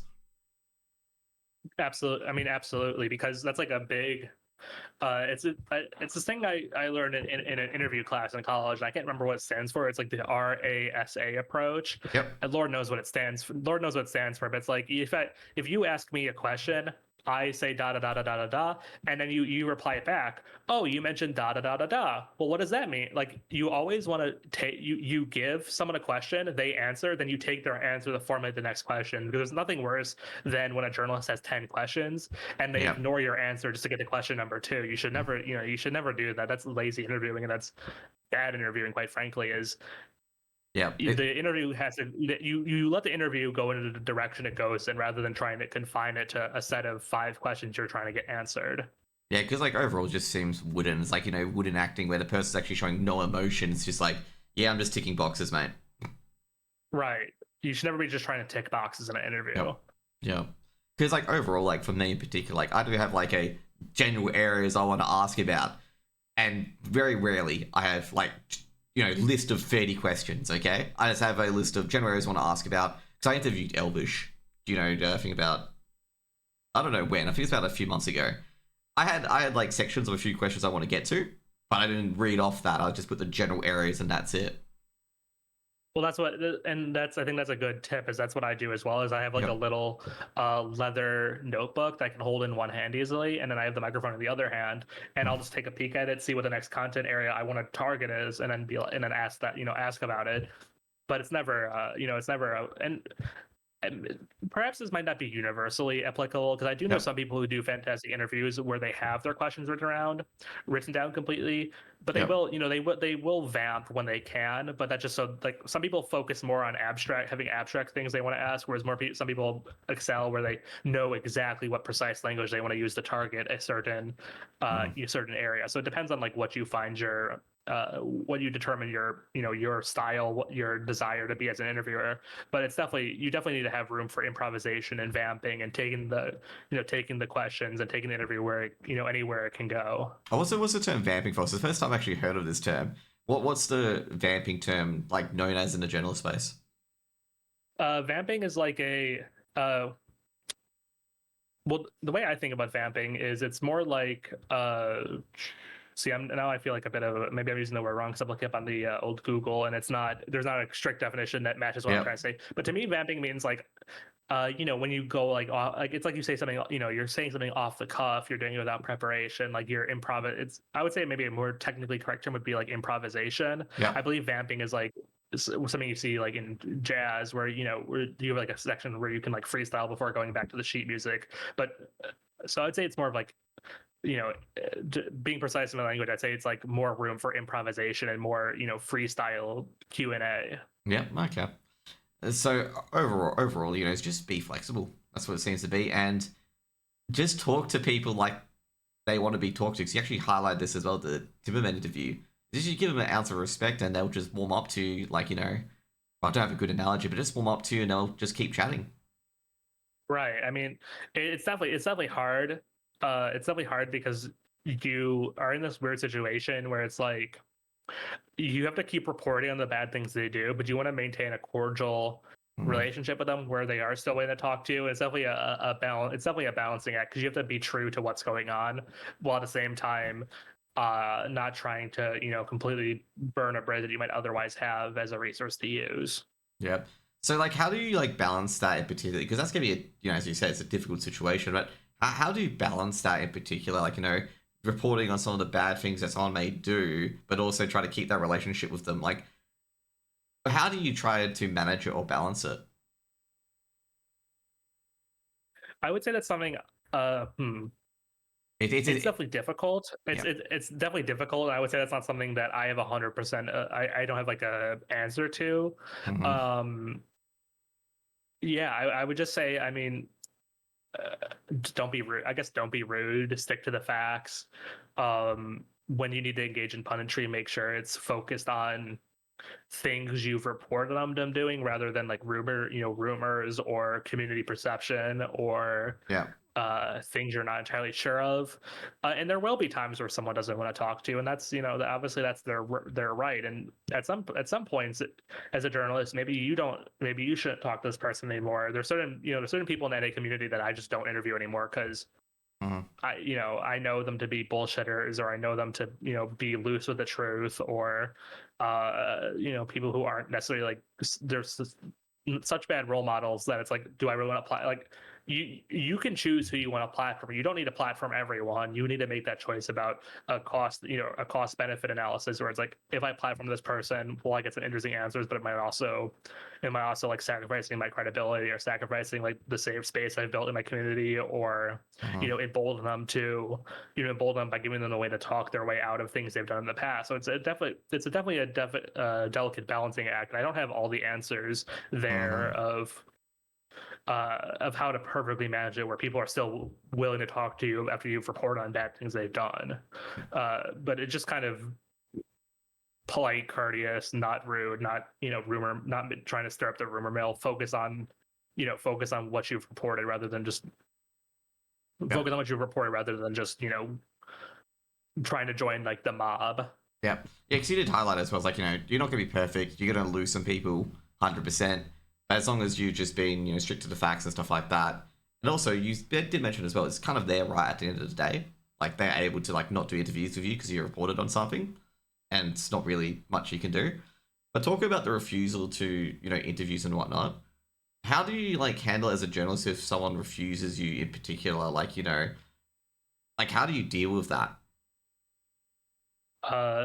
Well, I'd say it's like dating, rejection hurts, No, I'm just fucking with you, mate. But like, I've been rejected to do interviews by so many players, especially like because players will reject interviews for the slightest things. They can be tired, they could be hungry, they've just lost a match, they're in a bad mood, they've won a match but they played poorly. They're playing with a stand-in. The org says, "Oh, don't talk to anyone right now."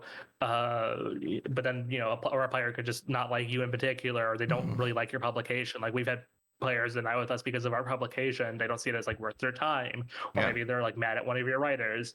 And so you just gotta really not take it personally, because at the end of the day, it's these they're people.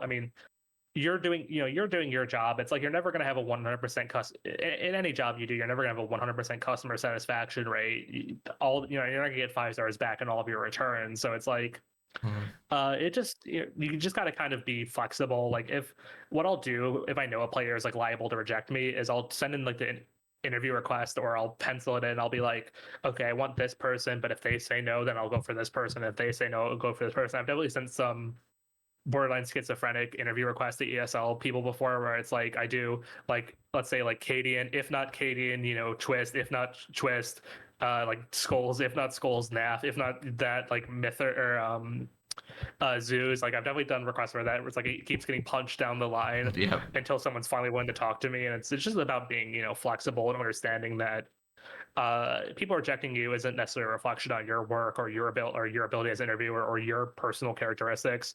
Sometimes it is, don't get me wrong. Someone can just really not like you, and I've been there before. But most of the time it's for reasons, it's for reasons you can't control yourself. If a player is like pissed off after losing a match, there's nothing you can do to make them more likely to interview with you, unless you have, say for example, like a stellar personal relationship with them. Yeah. Which we talked about earlier as being essential too. Growing into the space. So with the rejections and whatnot, just put a comedic take on this. Have you ever like submitted it as like a computer coding sort of thing? I just imagine it as like if Kate. I have 100%. I have 100% done that. That's kind of what I meant. Like it's like it'll be like twist and then like a greater than sign. Yeah. Like if not twist, then Cadian. If not Cadian, then I've definitely sent ESL interview requests like that, where it's like I've done like 5 people in a row with greater than or equal to signs, 100%. Oh, because I imagine that. Like they also generally like too, if you do like, let's say when you fill out the request, you say like, I want this person if Team X wins. Like I want Cadian if Liquid wins.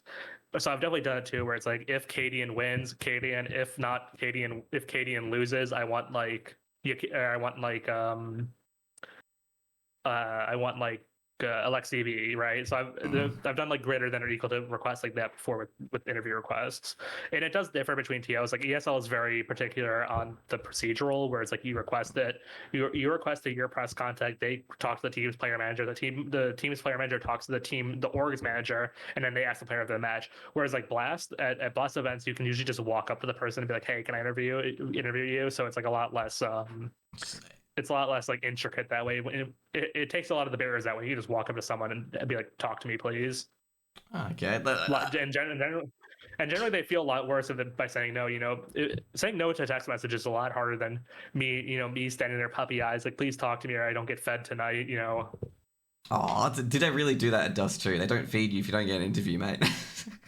I mean, no. You don't get your Happy Meal if you don't win. Okay. I've always joked to Vex. I've always joked to pretty much.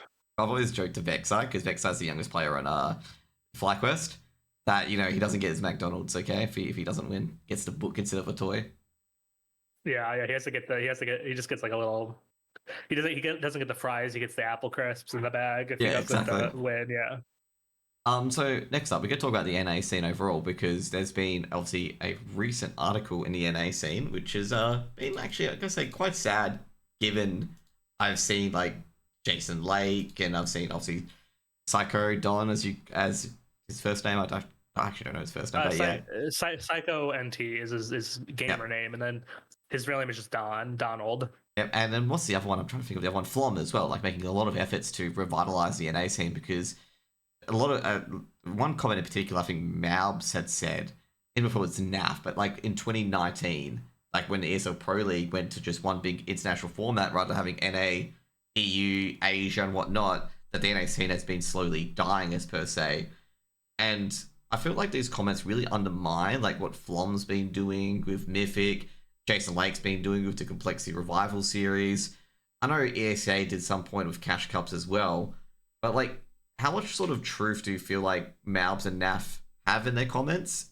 And does it undermine that aspect of the NA community of people trying to really push it back into the center stage?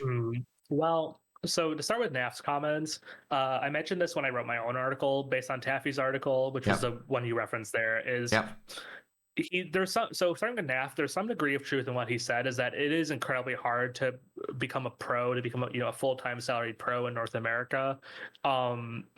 There's a lack of opportunities, there's a lack of opportunity for advancement, there's lack of leadership, in some ways a lack of certain kinds of talent you're looking for, whether that's like an opper or an opper or a really good like entry, something like that. IGL, especially IGLs, right? Yeah. For him, though, I would say I would caution against treating his statement as a gospel truth, because it has been a long time since NAF has actually been in the North American scene. It's probably been since 2019 since you can earnestly say he's been in the North American scene. He spends most of his time in Europe. His significant other, I believe, lives in Germany. Liquid spend most of their time either at their boot camp location in Utrecht, or they spend most of their time traveling to events all over the world. So is he really someone who has like a lived experience in North America, who sees the daily struggles, the daily triumphs, knows who are up and coming players in North America? I would argue probably not. So he's kind of approaching.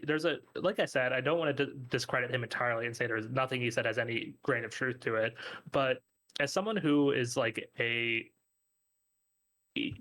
he kind of almost exists on an ivory tower out of the NA scene, where he spends most of his time abroad with a team that's paying him full time, where he doesn't actually have to engage with NA players on a daily basis.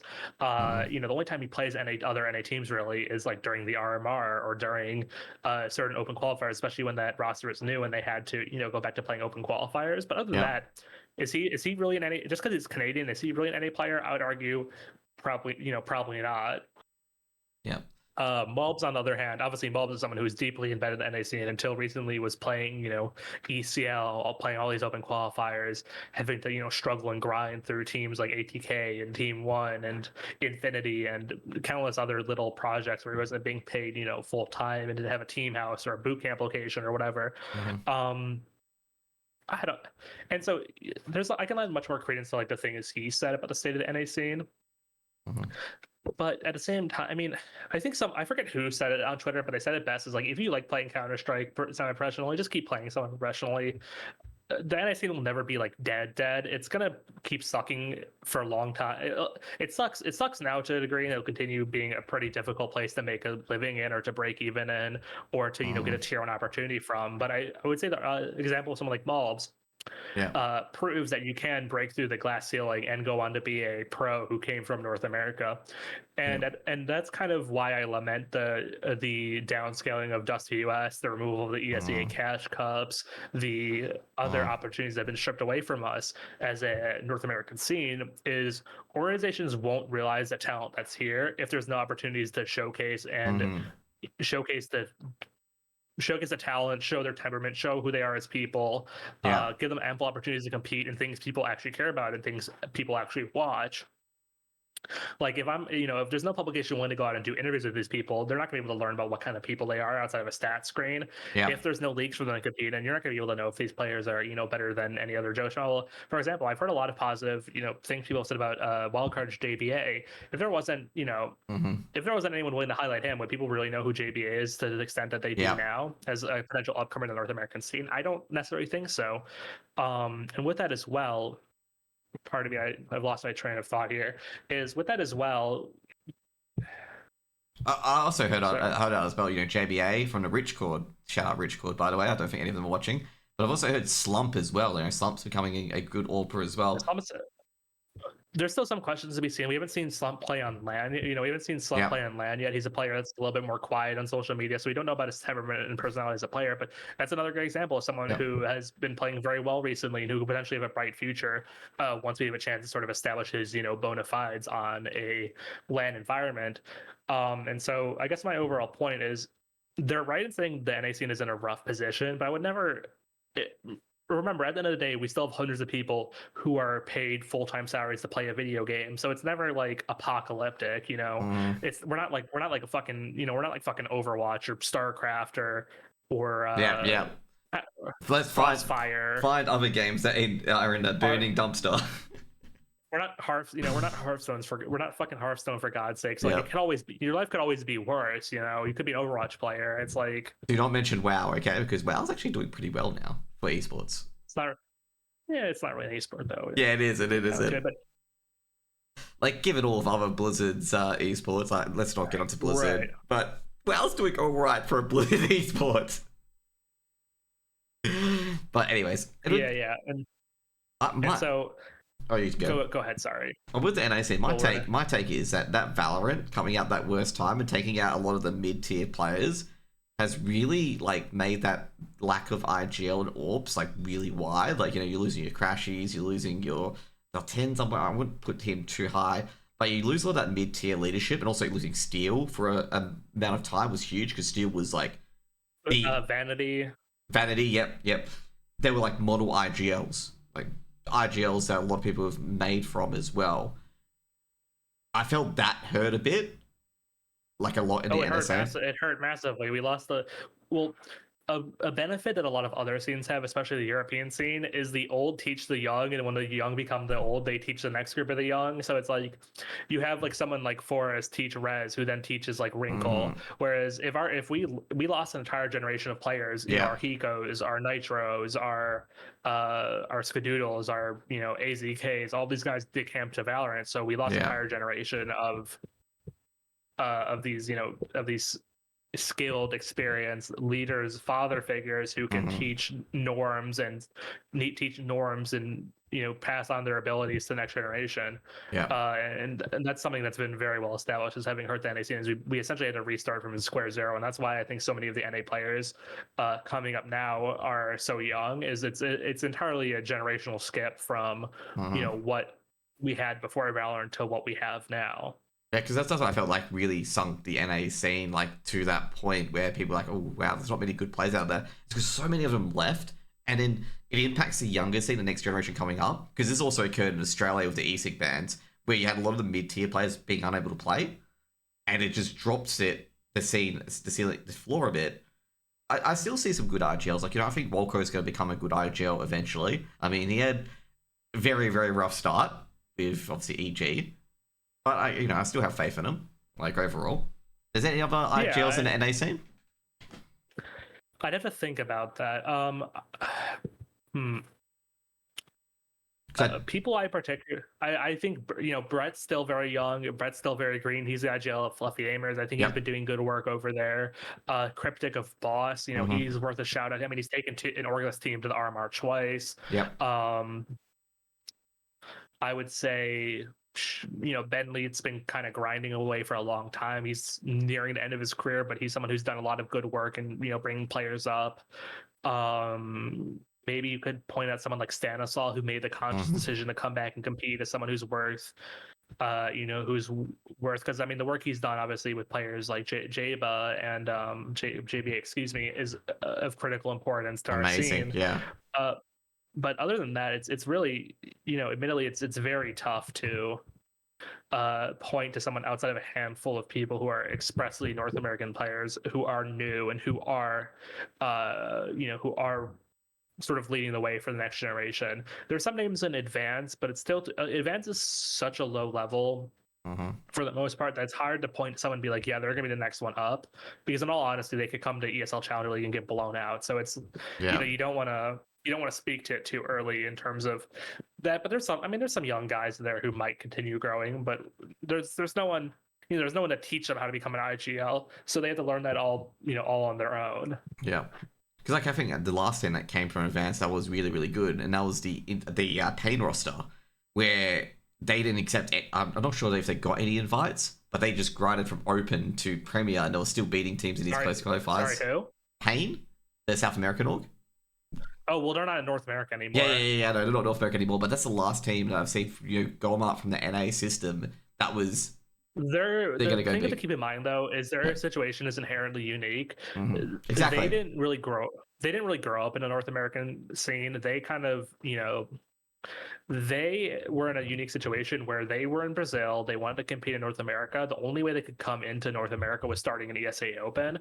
So they played it not because they thought it would be a particular benefit to them. They played it because, we have to play it. We're going to smash this division and be able to get into Advance. And then they played Advance because, we have to play Advance to get to ECL. So they came up through the system, but they came up by essentially bypass. They essentially sped run it as fast as they could to get out of it to get into ECL, and then they of course then left again to go back to Brazil, either beginning of this year, beginning of last year. I can't quite remember. So I wouldn't necessarily point to them as a key example of someone who came up in the North American system. Oh, I was saying that would be an example, but it's just like their circumstances they did it is like you're never gonna have that ever, because that's just crazy. Their example, So you mean to have like an NA team come up through Open, then Open to Advance straight to ECL? Exactly. No, that doesn't happen. Yeah. No, there's some teams that have definitely gone on a quick road to get into ECL, but it's never been like a completely new Open team. Yeah. And of course kind of goes. That's obviously. I'd probably if a team won Open and I never heard of them, and then they won Advance and I still haven't heard of them, I'd just probably assume they're cheating, because the circuit isn't designed for you to just be able to go from being nobodies to ECL players in 2 seasons. It's not, that's not normal. It defies expectation. Maybe if it's like an experienced player who's like who has 4 young guys with him, perhaps. But if it was just 5 completely new guys with no HLTV profiles, it's probably just cheating. I think we'll get off the negativity for the moment, with a lot of comments, but let's talk about the stuff being used to revitalize the NA scene, because they're trying to bring a lot more tournaments in. So we'll start off the first one. We've got Flom. Okay, Flom's been a big co-streamer in America and is also, I'm not sure if he's the owner of Mythic. I feel like he is. I know Mythic's like a stream team and stuff like that. And he's been organizing all of these cash cups, the league, a separate hub. How do you feel his impact in revitalizing NA has been on the entire scene? I would say it's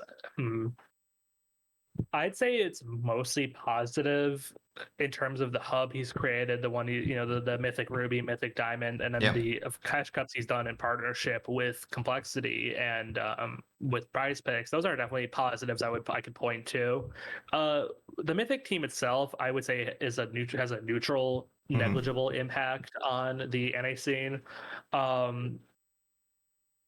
The Mythic lineup itself, I feel like, is more of a brand building exercise for Flom and his teammates rather than a brand building exercise for the NA scene as a whole, especially because this current iteration of Mythic features a lot of older players. You know, it has Cooper, it has Freakazoid, it has Truck Lover, and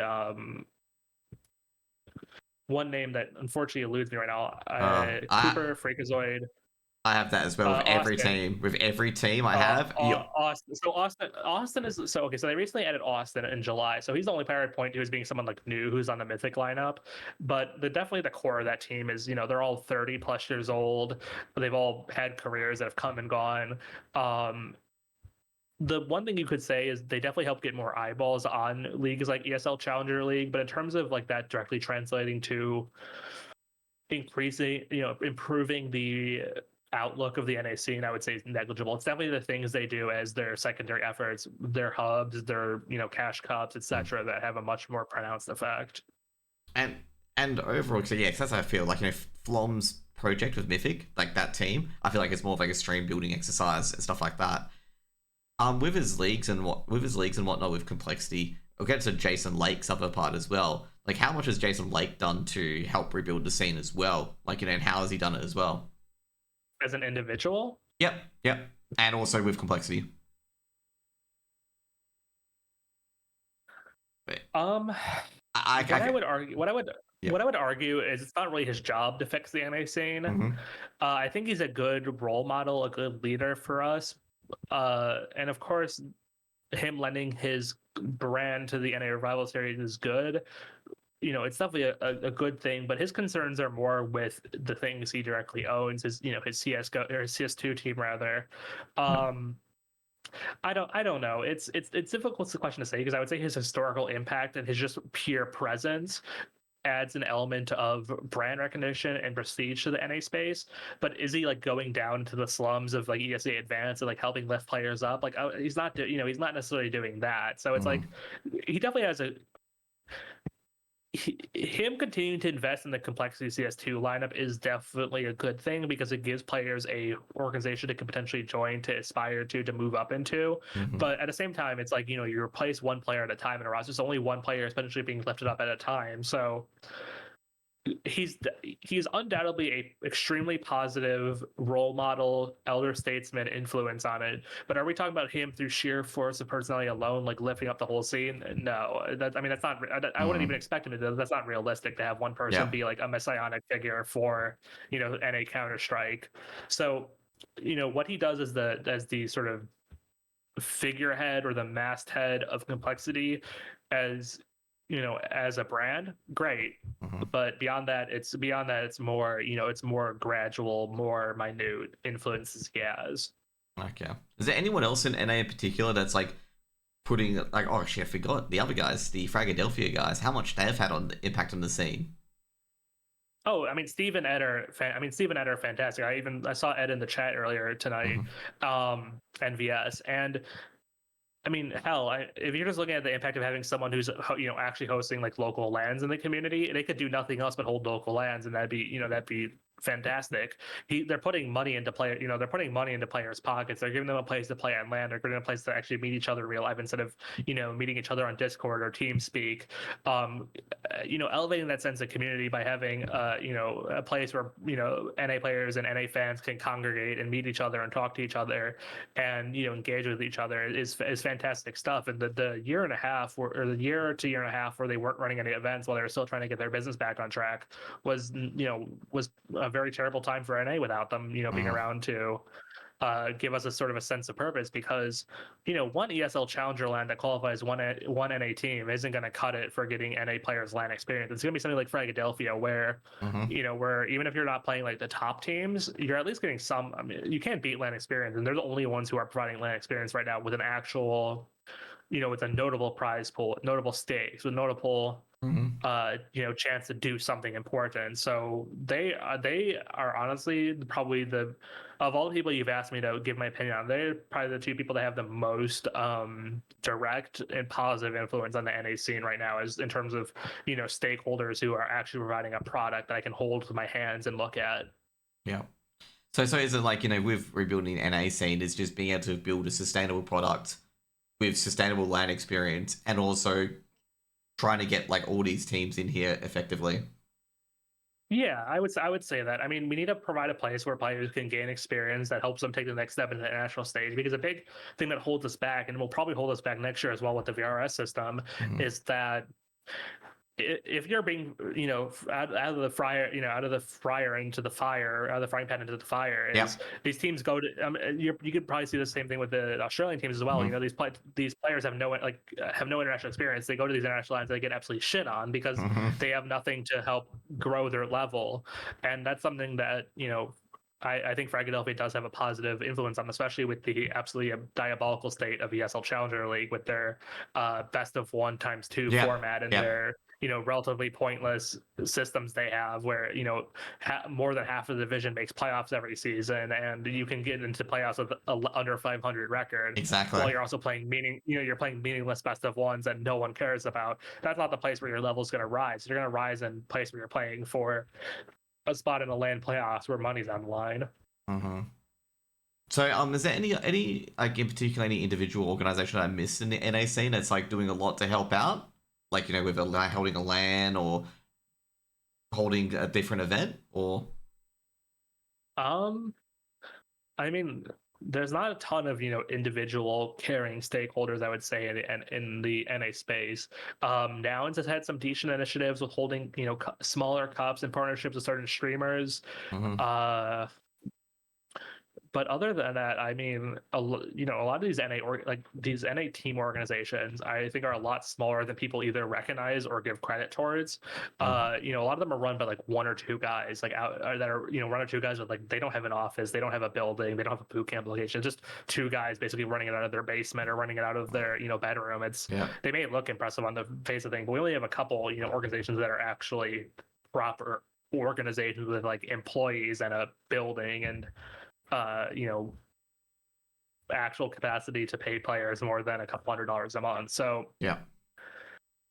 at the same time, I don't want to disparage their presence in the scene, because these small orgs form the bedrock of the NA scene. They're the ones who are willing to keep players in the scene, or willing to give them a couple dollars and make playing ECL just a little bit more worth it. But there is a feeling of there is a sentiment of where these small orgs are just trying to how would I put it? There's relatively few stakeholders who are investing money into the NA space right now, and that's kind of the biggest problem we have. Yeah. And is that something that is a stepping stone to not fixing the NA scene, but trying to rebuild it or rebirth it, as per se? Is to get more money in? Or more money in, or more, what are we not more money in, but more people. Yeah, I guess more money and more people in particular, having a stakeholder and having different tournaments and whatnot. I mean, I think that would be a definite improvement. For better or worse, the reason the European scene is as vibrant as it is because we have all these random gambling cups. Your Hellcase, your Thunder Pick, your Hellcase, your Thunder Pick, if we just go down the list, your CCT, your A1 Gaming, your CCT, your A1 Gaming League, your United 21s, your Yala Compass, all these random EU events gives teams ample opportunity to play, ample opportunity to earn money, ample opportunity to earn ranking points and all of this. So, of course, we don't have anything close to that in North America. And if we had something close to that, we'd probably be in a lot better shape than we are now. Would some people have suggested this, would reintroducing ESL Pro League NA, EU and stuff like that alleviate it, or would it just be kind of similar to ECL? I think it would definitely alleviate it, because the viewership for ECL is not by any means impressive. A product with Pro on its name, with ESL Pro League, with bigger sponsors, is definitely going to get more viewership. And we would likely see if larger organizations have a reasonable suspicion they can get a return on investment, they will come and invest in NA CS2 or NA CS2 rather. And the ECL product is just so awful from a viewership perspective, from a competition perspective, from a meaningfulness perspective. That's why people don't really give a shit about it. There's no reason to pay. There's no reason to pay, 5 guys that have a team in ECL for any meaningful amount of money, because who's watching it? Who's watching it? Who's engaging with our tweets? Who's engaging with our, players? It's not an interesting product to spend money on. So if there was an ESL Pro League NA again, I think that would definitely help raise the overall prestige of competing on the North American continent. Okay, so is it more just the product itself? What's the big issues with the product itself? Because I remember ESL Pro League NA also had 2 BO1s, similar to the ECL system. Is it just the format, or is there a lot more to like ESL Pro League being a lot better than ECL? I mean, the format isn't great. Like the 2 times best of ones is it's just it's not very meaningful because we're now in MR13, so it's like you can lose a match relatively. Matches are relatively short. You play a shit ton of matches every season. If you look at like M80, for example, they played something like 45 maps, and that they played for maps, and some people might say, oh well, playing more maps is always good, but I think they would rather play less matches if they were best of 3 and against a better level of opposition. When they have to play matches against teams like Take Flight or Limitless or Revenge Nation, they don't really care. They're going to blow them out. This is time they could instead be taken to like boot camp or work on, or have a scrim with like Liquid, or work on their strats, or just play FPL or something instead of playing these teams that are going to blow away. The biggest issue is you're just playing too many meaningless matches to get into playoffs where you finally get to play, because BO3 is the de jure format for Counter-Strike 2. The best of one is becoming increasingly rare because people realize it's not really, there's too much there's too much randomness. There's too many opportunities for small mistakes to snowball into a loss. If I lose like 2 or 3 rounds in a row in MR13, well, the match is already over. I've lost. So it's all the players we talk to in North America do not like ECL. So the fact that ESL itself hasn't like listened to the feedback and changed the formats, speaks to a general just lack of care for it. And I'm sure it's the same I'm sure it's the same in Australia as well. I'm sure most of your guys don't like ECL either. 100%. Oh yeah, I'm sure no one, anyone who plays ECL doesn't like ECL, so that should tell ESL something, but they're just keen on running this stupid format, so I don't necessarily know what to really tell you with that. Over with Australia, like they do like it because the other TOs aren't that great, but they would prefer a BO3 format. Like that's the main thing they would prefer. They would prefer a BO3 format. The main issue in Australia at the moment is trying to get an intermediate division, because at the moment we just have Open and ECL.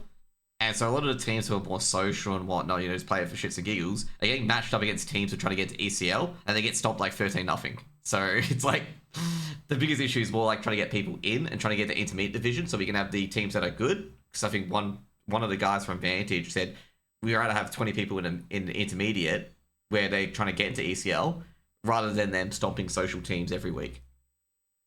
I mean, to be fair though, to the Vantage guys, they did finish ECL in last place, 3-15 record. So like, maybe don't count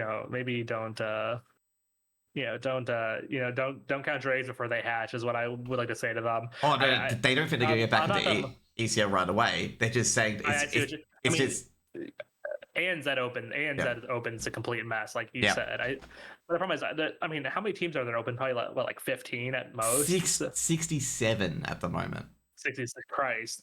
So you could have potentially room for intermediate division, but at the same time, I've looked at ANZ Open before. It's a nightmare down there. Like people are just there to get there. People are just there to play a match like every week. I don't know. Australia, I don't know. I'm not going to get into it because Australian seems it's unique. It has its own unique problems. So yeah, it's just overall like there's some people just want to play and have fun, and then there's like these 10 to 20 teams that are there trying to get into ECL. Like you have Sepify at the moment. You have Vantage's Academy team, which is basically the ECL team taking over it slowly, and because that Vantage team was dead as per se, and a few other teams like Above the Rest and stuff like that, all trying to get ECL, and then they have to schedule Arcade, like Manta probably. Mantra's got relegations to do.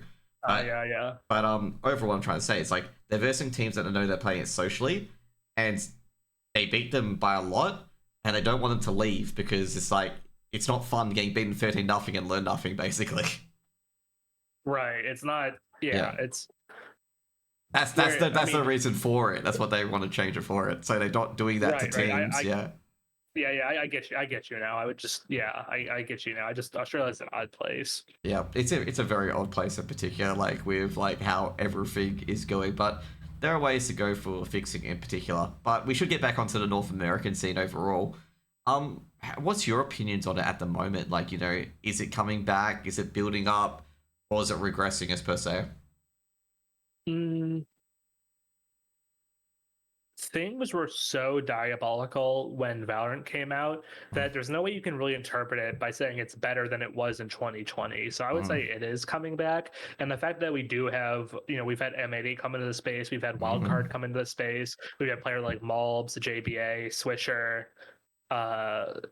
come through in recent times. We're definitely in a better spot than where we were in 2020. Whether that's an objective measure, whether we could say that's like we're healthy again. Yeah. I don't really have I mean, here's the problem, right? It depends on how we measure the health of the NA scene. Are we ever going to be as strong as Europe? Obviously not. Can we be like self-sustainable and have like actual real level of competition? That's the goal. But we're better than we were back in the day. Back in 2020. It doesn't get much worse than that, or during 2020, 2021, COVID, Valorant, and no NA Pro League. But we still have a long way to go before we have a healthy scene that's like very rigorous, that's very rigorous and competitive. I'd say overall I probably agree with that in particular. Like, I think it's definitely a lot better than it was in 2020, 2022. There's been a lot of players as well and teams that have made it like to pretty close to top tier 1 compared to where it was in 2020, where NA teams were just like coming out first. Or not first, but like not making a deep run. And I feel like M80 did a very good job of getting the EU players over to try and share that knowledge as well, like getting Manx and Slacks initially over as well. That was really, really integral. And also getting an European coach as well, whose name escapes me at the moment. Okay. Def. Def, that's right, yeah. I'm trying to think of the one before it, but no, it must have been Def. They've only had Rory as their coach, yeah. Yeah, because for some reason I think it was a German coach for some reason, but I think you're thinking of Sin, who's their IGL now. Yes, I'm probably thinking of Sin. Overall, like, they've done a really good effort in like trying to get that knowledge to be competitive again, and now they've got a lot of players together like Swisher, Rec, and Malbs, and I think that team was very impressive. I enjoy watching M80. M80 is one of my favorite teams to watch because their trades are so good, their nades are so good, and the general movement and the rhythm and how they work off each other is incredible. And that's what's building up the NA scene, is because of that sort of stuff. EG hurt the NA scene a bit, but I felt like there's a few things in there that really did help out and shine stuff on certain players. And also like Flom, Jason Lake, and a lot of the other people, like a lot of the big figureheads, are really, really trying to help it out as best as they can. And also Fragadelphia being back in as well. It sucks about Nerd Street Gamers and how that ended up. I don't know really too much on how it ended up, but them going under, because I really associate them with a lot with Fragadelphia. They still exist. Oh, not going under, but pulling back a lot. Here's one big reason is they really bet on FTX being like their big sponsor. Yep. Oh no. And then they went to bloody prison, so it's like Sam Bankman-Fried went to freaking prison, so it's not like can't really be sponsored by a company that's been seized by the FBI. This is the thing, right? No, you just gotta go to the FBI and be like, "Hey, can you be our sponsor?" Yeah. But it's just stuff like that in particular. Like, I know they pulled back a bit, that didn't help. But overall, like, we've been seeing NA teams getting deep runs. We've been seeing NA players like Mnmzzz, for example, being picked up by G2 and stuff like that as well. That's been very encouraging. And I feel like, as you said before, the NA is making it back. And also Wildcard as well. Like JBA and Stanislaw and stuff like that as well. Like, I didn't expect Wildcard to do anything at that Atlanta event. And when they beat M80, I'm just like, another NA team.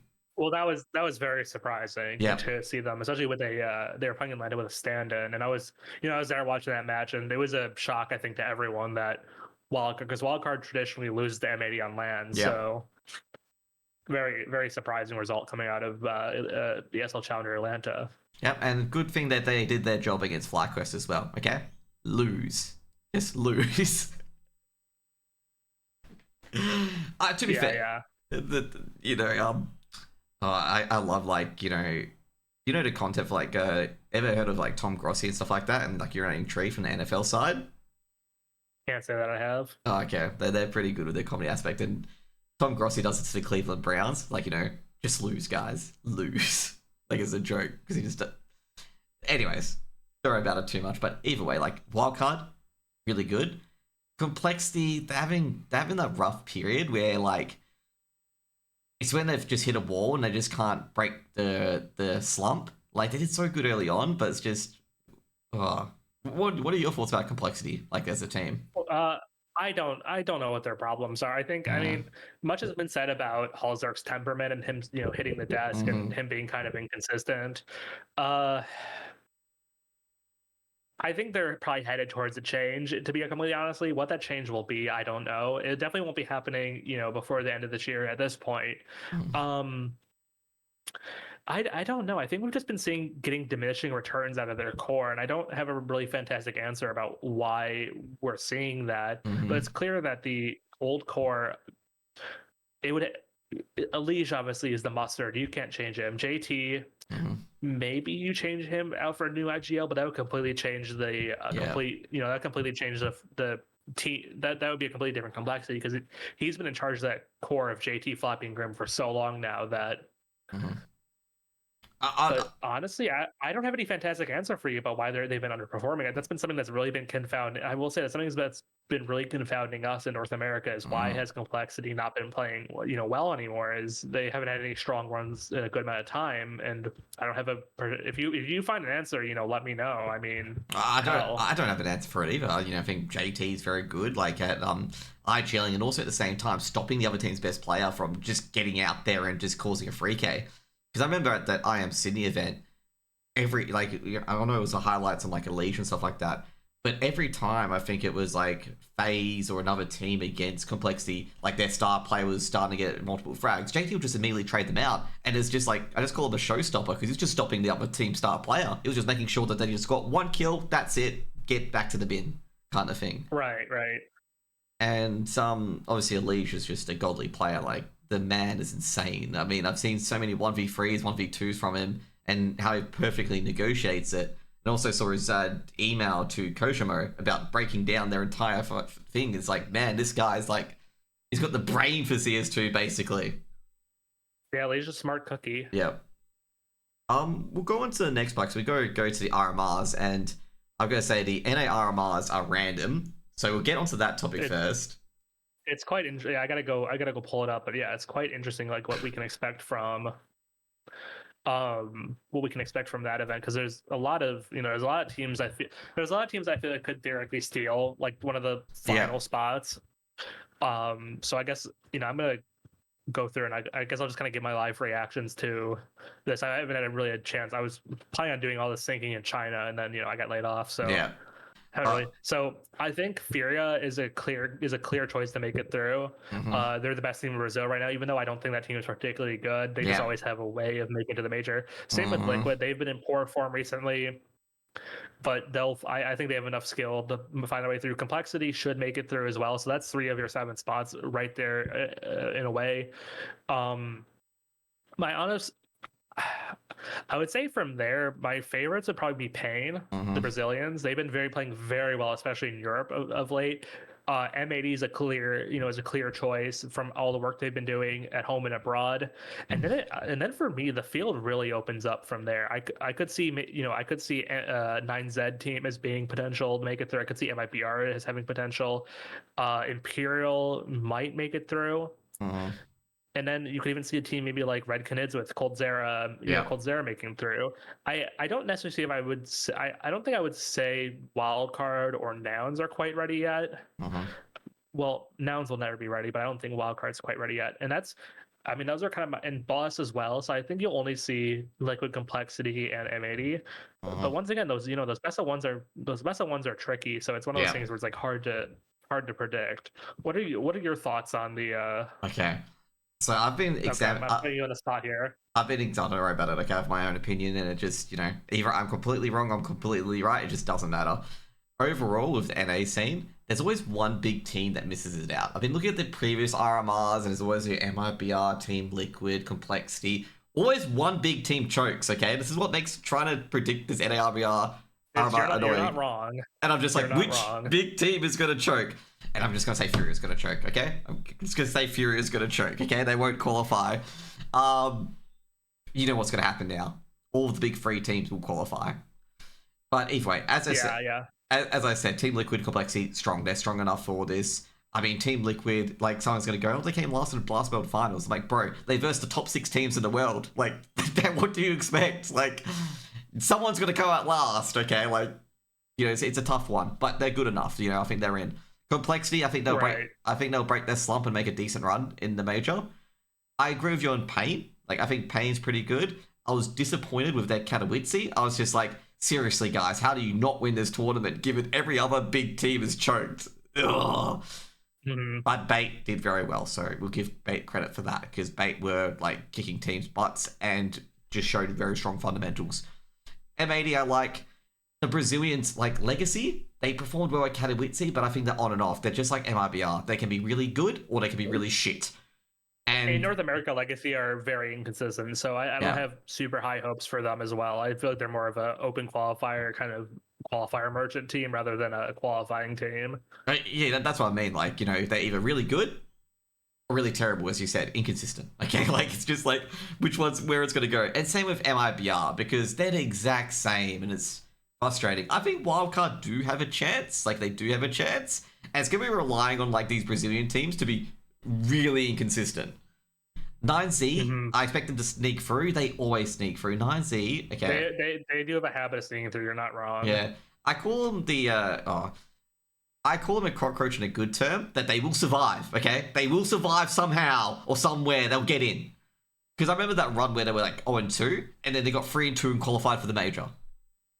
Like, that was ages ago. And I'm like, geez, these guys never get squashed, do they? They never get squashed. So 9Z could go through as well. The other teams, other than Red Canids, I would say, unlikely not getting through. I don't think they're strong enough. Even though Bessia did make a good run at Thunderpick, I just don't think they're going to get through. That was online, though, so that was online as well. So I don't have any... I feel like that was a one-off. Like, them beating M80, I don't expect that. I don't expect them to pursue results like that ever again on LAN. Yeah, so my thing is going to be Team Liquid, Complexity, Pain, M80. I think MIBR will be consistent, and 9Z, and probably either Wildcard or Legacy. I'll just put it to Legacy going through.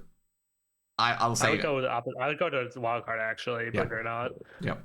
Yeah, I was going to say overall, like, it's just, like, it's a good thing for NA to have more than 5 spots this time, because, like, now, like, a lot of it won't be, like, which team will qualify out of 4 teams. It'll be, like, which teams get 3 spots out of 4 teams, basically. Well, this means we also have a proper... Yep. We can also run a proper Swiss system where... Well, we can run a proper Swiss system where... Because at the previous RMR, right, we had this situation where teams were eliminated after 2 losses. Yeah. Where I believe this time around we can do it after elimination, where teams are eliminated after 3 matches, and that'll give teams more time to like get going, get their momentum in place, and actually play like a proper bracket. Because it was very difficult last RMR because a team could be eliminated by losing 1 best of 1 and 1 best of 3, which is very tough circumstances to be knocked out by. Yeah, because that's incredibly tough. Because it's a lot of it we have in close qualifiers in Australia where, like, even though it's 2 BO3s, you get knocked out right away. But yeah, BO1 and a BO3 elimination is really, really rough. I mean, it's like a challenger event basically at that stage. Yeah. Yep. It's like pseudo GSL. Any like notable underdog teams that you could, they could surprise? I think, as you said Red Canids, and I agree with that because they did have that great run in particular. In the ESL Pro League. Other than that, I really don't, because you look, so like, here's why, like, for example, I don't think Bestia is an underdog. I think they're not going to make it through. I don't see enough, I haven't seen enough from them other than those upsets, like you mentioned at Thunderpick. Yeah. Nouns have been to so many RMRs and they've always fallen short. I think they kind of have the same... They've always had kind of the same issues with performance, with choking. I'm not particularly keen on Carson as an IGL of that squad. I think it's time for them to shake up the core if they don't make another major.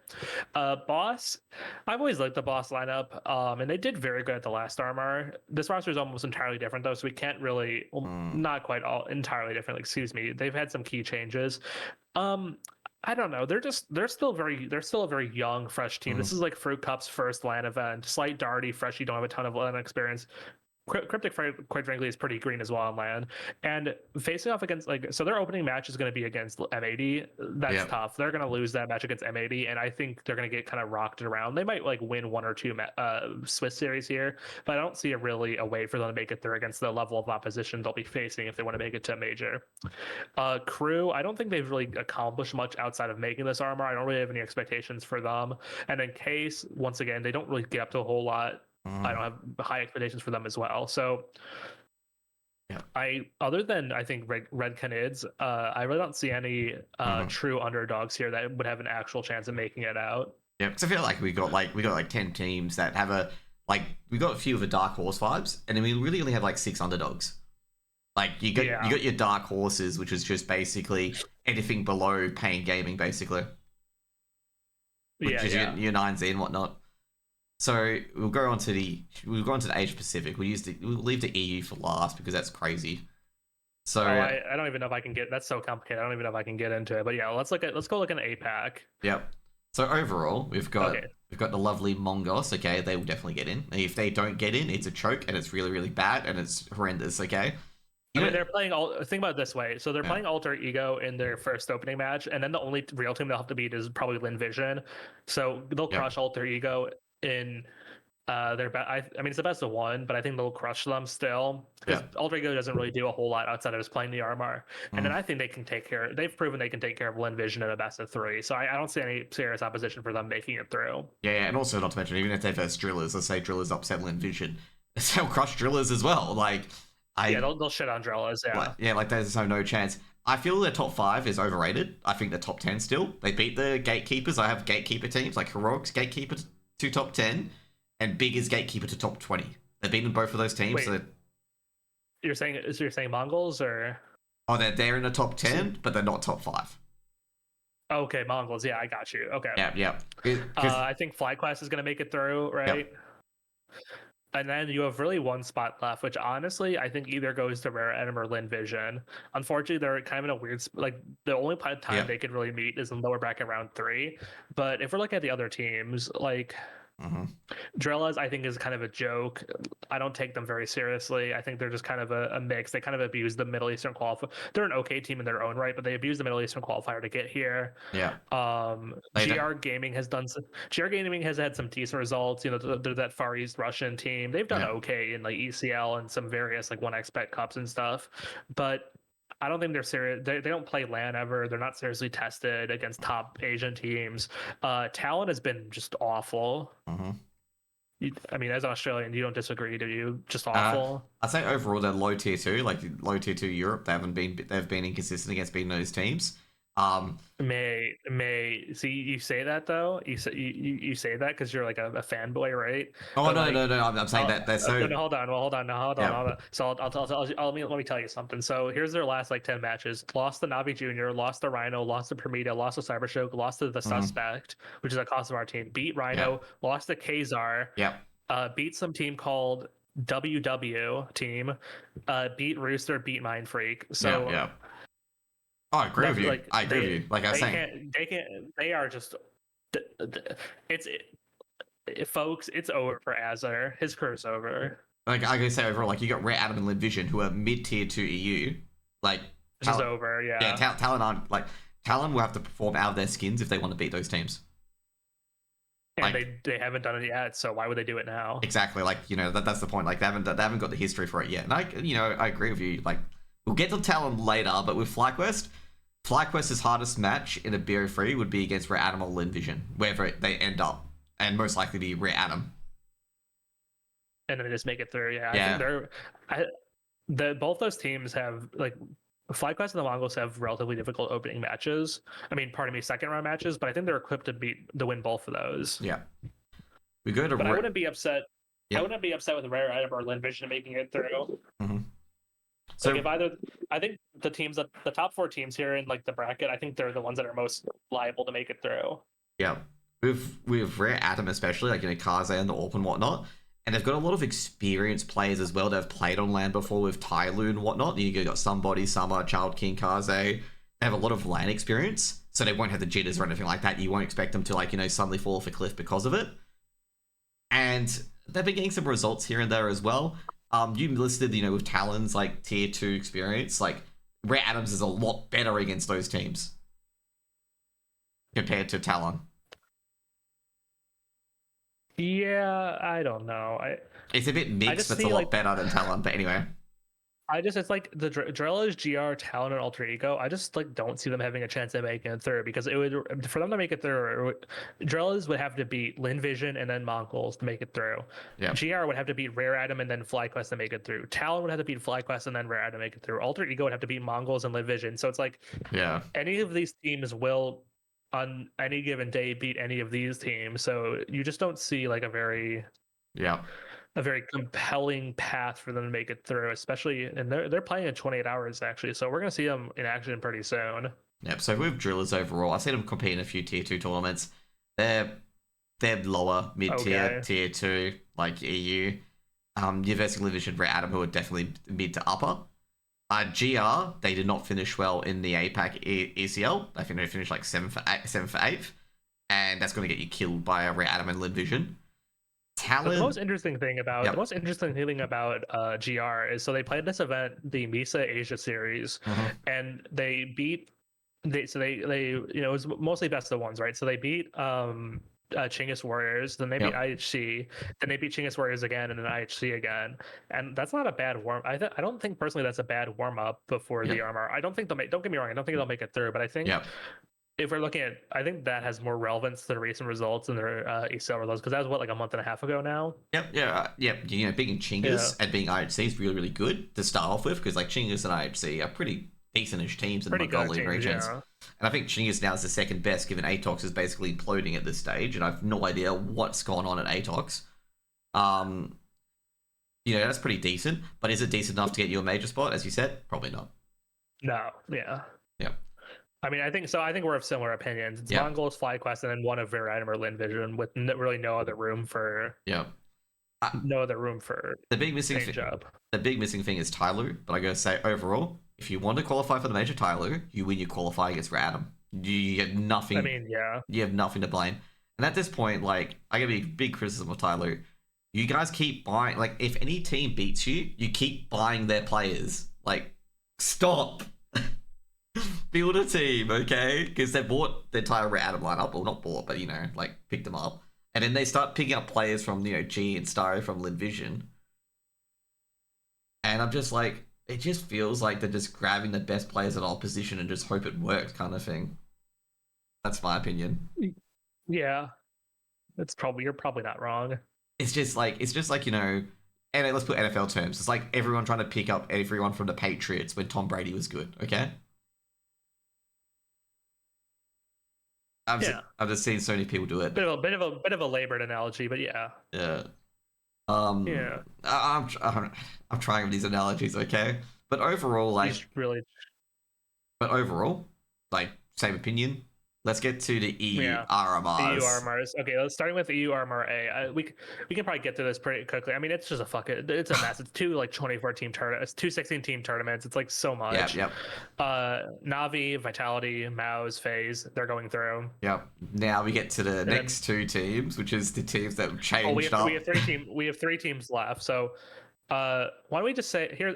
I got a novel idea for you if you're willing to go along with this. Yeah. So I'll say a team, and then we can both say yes or no if they make it through. And if we disagree, we can talk about it. If we both agree, we just keep going. Okay. Yeah, let's do that. Okay, let's get the first round. I'm hijacking your show. Okay. No, I think that's good. Okay, Saw. No. No. Falcons. No. No. Sangal. Yes. Okay, that's actually novel. I loved it. I think Sangal is very underrated. Yeah, I think Jota and Xcloud, Eternal Fire are gonna be seething that they couldn't utilize those players.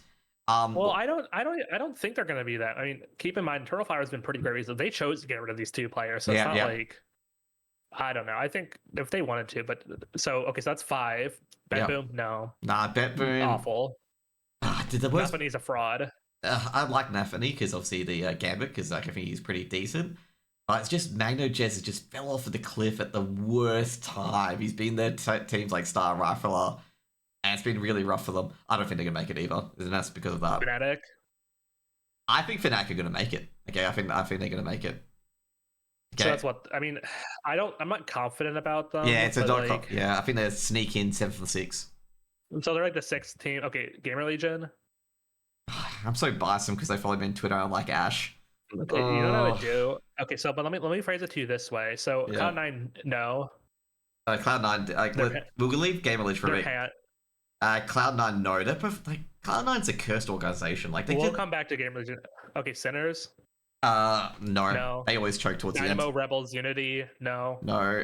So here's what I'm thinking, right? I think the final spot, if our predictions come to pass, is between Gamer Legion and Mnmzzz. Yep. I do. And I would honestly choose Mnmzzz, honestly.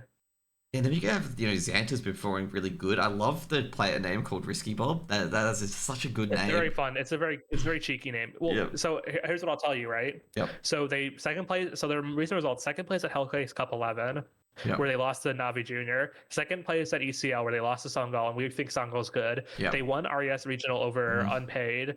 Fifth, let's see. Yep. And those are some good results leading into there. So it's between me for Gamer Legion or Mnmzzz.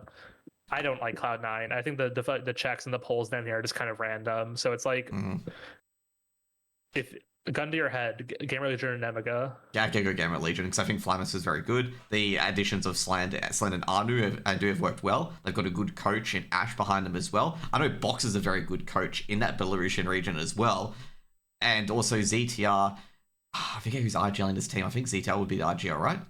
I think ZTR is IGL. Yeah, because ZTR, basically talked to Era. He saw with him as well. ZTR's a great IGL, did well with Young Ninjas. And I think that it's going to sneak in over the line of an Amiga. This is going to be probably the matchup that will be in that 6th or 7th place. Would probably be between Gamer Legion and Amiga. I personally go for an Amiga based on their recent results. I think they've had a more impressive portfolio, like in the months and weeks leading up to the leading up to it, whereas I think it'll be either or, because Gamer Legion's had some decent wins in recent weeks, but they've also had some sketchy losses to Sinners, to Bet Boom, to Gun 5. Yeah. But so I think we're pretty much on the same page. So let's move over to RMRB now. We'll go back to our yes/no form. Okay, G2, yes. G2's going to choke this one, okay? Yeah. Okay, so G2, obvious, yes. Team Spirit, yes. Yes. I mean, they've had some really shaky performances, don't get me wrong, but there's no universe in which they don't make it. I'm gonna say overall, that'd be immensely embarrassing for them. I'm gonna say overall, Zontix, firing up and carrying the team, that's a very good sign for them at one point, which was against FaZe, which was where the world turned on its head and Karrigan was performing really good, and Zontix was performing really good for Spirit on Blast. It's a really bizarre world moment, but I think overall, Team Spirit, I think they've got that extra win condition Zontix, and they'll go through. Especially they can knock down some of these weaker teams really easily, just overpower them with firepower and then just walk through. Just donk them, literally. Eternal Fire, yes. They've been so good recently. Yeah. VP, yes. Yes. Everyone will fall asleep to their matches, but they'll make it, okay? You'll be like, they made it? When? And then you'll be like, oh, I fell asleep. Okay, so let's see. Now, here's where things get a little dicier. So, Heroic? Heroic, yes, I think they'll make it. Yeah, I mean, I'm a believer in Dexter and Kixon, okay? Big believer in that. And I don't really like this Heroic roster too much, but the fact that they had that second place finish at Thunderpick and a second place finish at Espu right before this event, I think gives them enough of a confidence boost to get them through. Astralis, overall as well, I gotta say overall, Kixon's a great IGL. He's done some crazy strategies that just worked. I think, what was it? It was the overpass strategy against, I think it was VP, where he just completely bamboozled Jane and won the round and got through. I think it was with Apex, I'm not sure which one, but he's one to watch out for. Astralis, oh man, this is hard. This is recency bias, 101. I'd say they make it through. Okay. Astralis, as I said, yes, they'll make it through. Yes. So this puts us in a bind. We have one spot left and 8 teams. So here's what I'm going to do, right? I'm going to go backwards now because TSM, no. TSM, Sashi, no. Nine Pandas, Paravision, no. Just no to bottom bro. Aurora and Pash.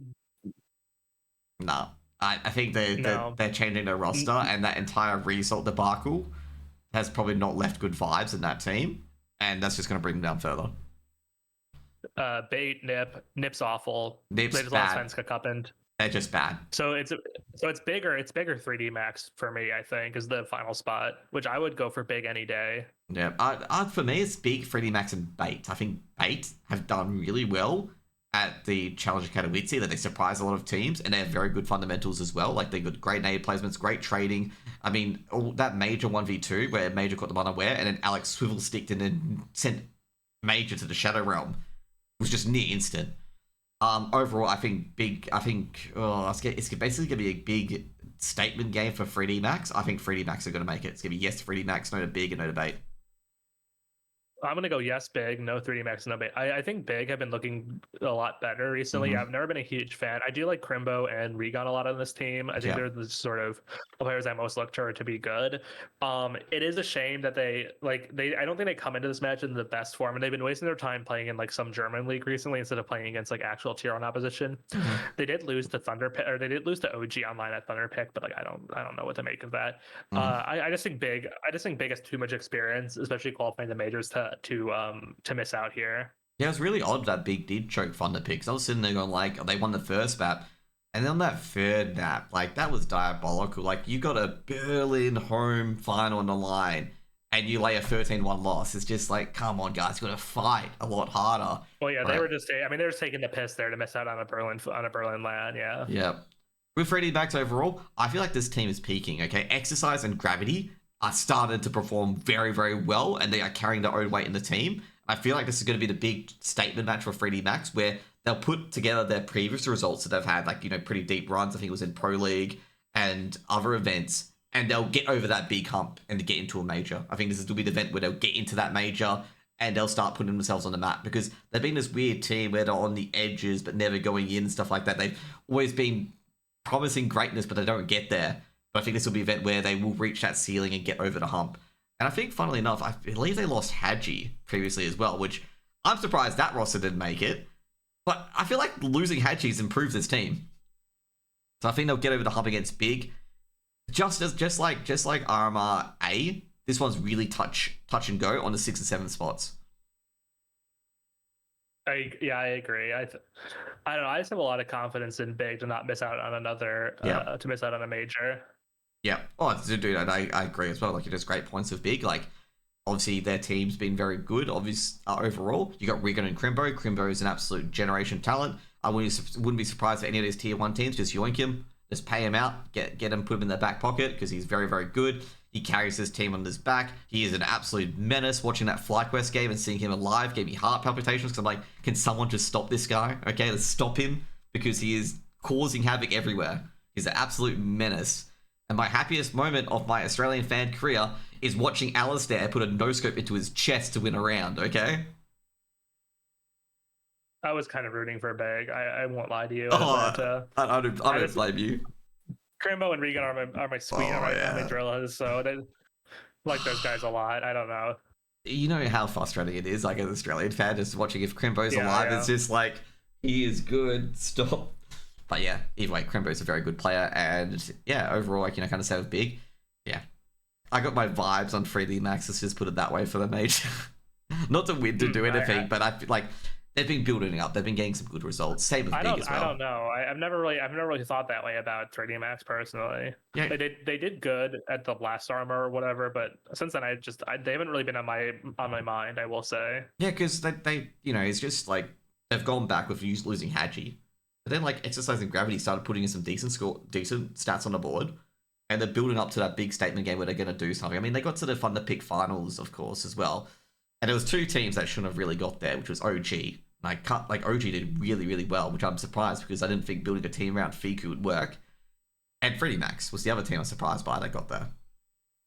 Mm-hmm. Yeah, like, I wonder, like, what are your thoughts? Okay, this is irrelevant to this topic. What do you think about your thoughts about OG, okay, as a team? Like, is that Thunderpick just a aberration, or are they going to... Aberration. This team is doomed to never be successful. I don't know what the fuck they're doing. Drop the whole team and just, like, sign 3D Max or something. That org is just such a mess. I hate that org. I just hate it. Awful. Yeah, I don't understand the org when they picked Fiku over Dexter, okay? I still can't understand that choice. Absolute nonsense. Yeah, I'm sitting there going, like, really good AWPer versus really average rifler for Poland. Like, you could have just picked up Kyla, or, like, you know, look at all the Polish lineups. You could have picked one of those guys, even Hades or whatever, or even Diha, and they're better than Fiku. Mm-hmm. Anyways, I think that's going to be it for today. What are your favorites to win the major overall? What are my favorites to win the major today? I'm gonna go Navi. Yeah, I guess Navi, I guess I enjoy picking 6 teams that will definitely be there. I go probably back Na'Vi as well. You know, they're a strong team overall, and they also got some great players who can clutch out. Any of these players can play beyond their level at any moment. And I did see a tweet. I forget the guy's name. Like, your team can only win majors and championships when all 5 of your players could pop off and win the game for you. And you've got that in the entire team. You got Bit. He did pop off an Inferno, won him the major initially. You got Alex at B. He could frag out and, you know, basically win its own dime as well. JL, don't need to say anything. He's just absolute godly stats. When Na'Vi picked him up, they didn't expect JL to do this, but JL has done this. Ema, he can clutch out any time, put some big scores on the board. And he's, you know, according to ESL Skit, he's the second round caller. He is in. And wonderful, of course, like I gotta say, Na'Vi must be so grateful that when they picked up that replacement, that wonderful, he can turn games on their head. He's just an absolute quality AWPer. Oh yeah, Wonderful's been fantastic pickup for them. Yeah. They gambled on him, and I think the gamble's completely paid off. Yeah, of course, as I said, like Na'Vi's gamble was paid off massively. They went with an international roster, then they went up with an unproven AWPer, and it's gone well. So I think Na'Vi done an amazing job there. Anyways, thanks for coming on, dude. Really, really appreciate it. You do a lot of good work in the NA scene and also the overall scene. Like, without Wikipedia, CS2 would be very hard to pick out these things in history, basically, and just dig out of it. Because I use it for a lot of my stuff as well, just going through it to see, like, teams and how they've built up from all these days and whatnot as well. And I know you guys got a great staff as well. You know, you got Martin as well, who DMs me about stuff. You know, trying to get updates and whatnot. And I'm not sure about the other staff members in particular of it as well. Because I talked to Razar, but I think he's HLTD, but I'm not too sure if he does both. But a lot of them do help out in particular as well, and you do a lot of good work in the scene. And thank you, I appreciate it. I had a lot of fun on hanging out with you tonight. It's enjoy your morning, I suppose, with the sun's rising. Go, you know, have fun on the Australian continent, I suppose. Oh, it's a beautiful sunny day outside, and yeah, pretty good actually. The sun's been down for a good couple hours on the other side of the globe, I will say. Oh man, yesterday for us it rained, and I'm just like, seriously. Anyways, thanks for coming on, dude. Really appreciate your work. Of course, and appreciate hopping on. Good luck in the future, okay? Thank you. See ya. See you guys later. Bye. Bye.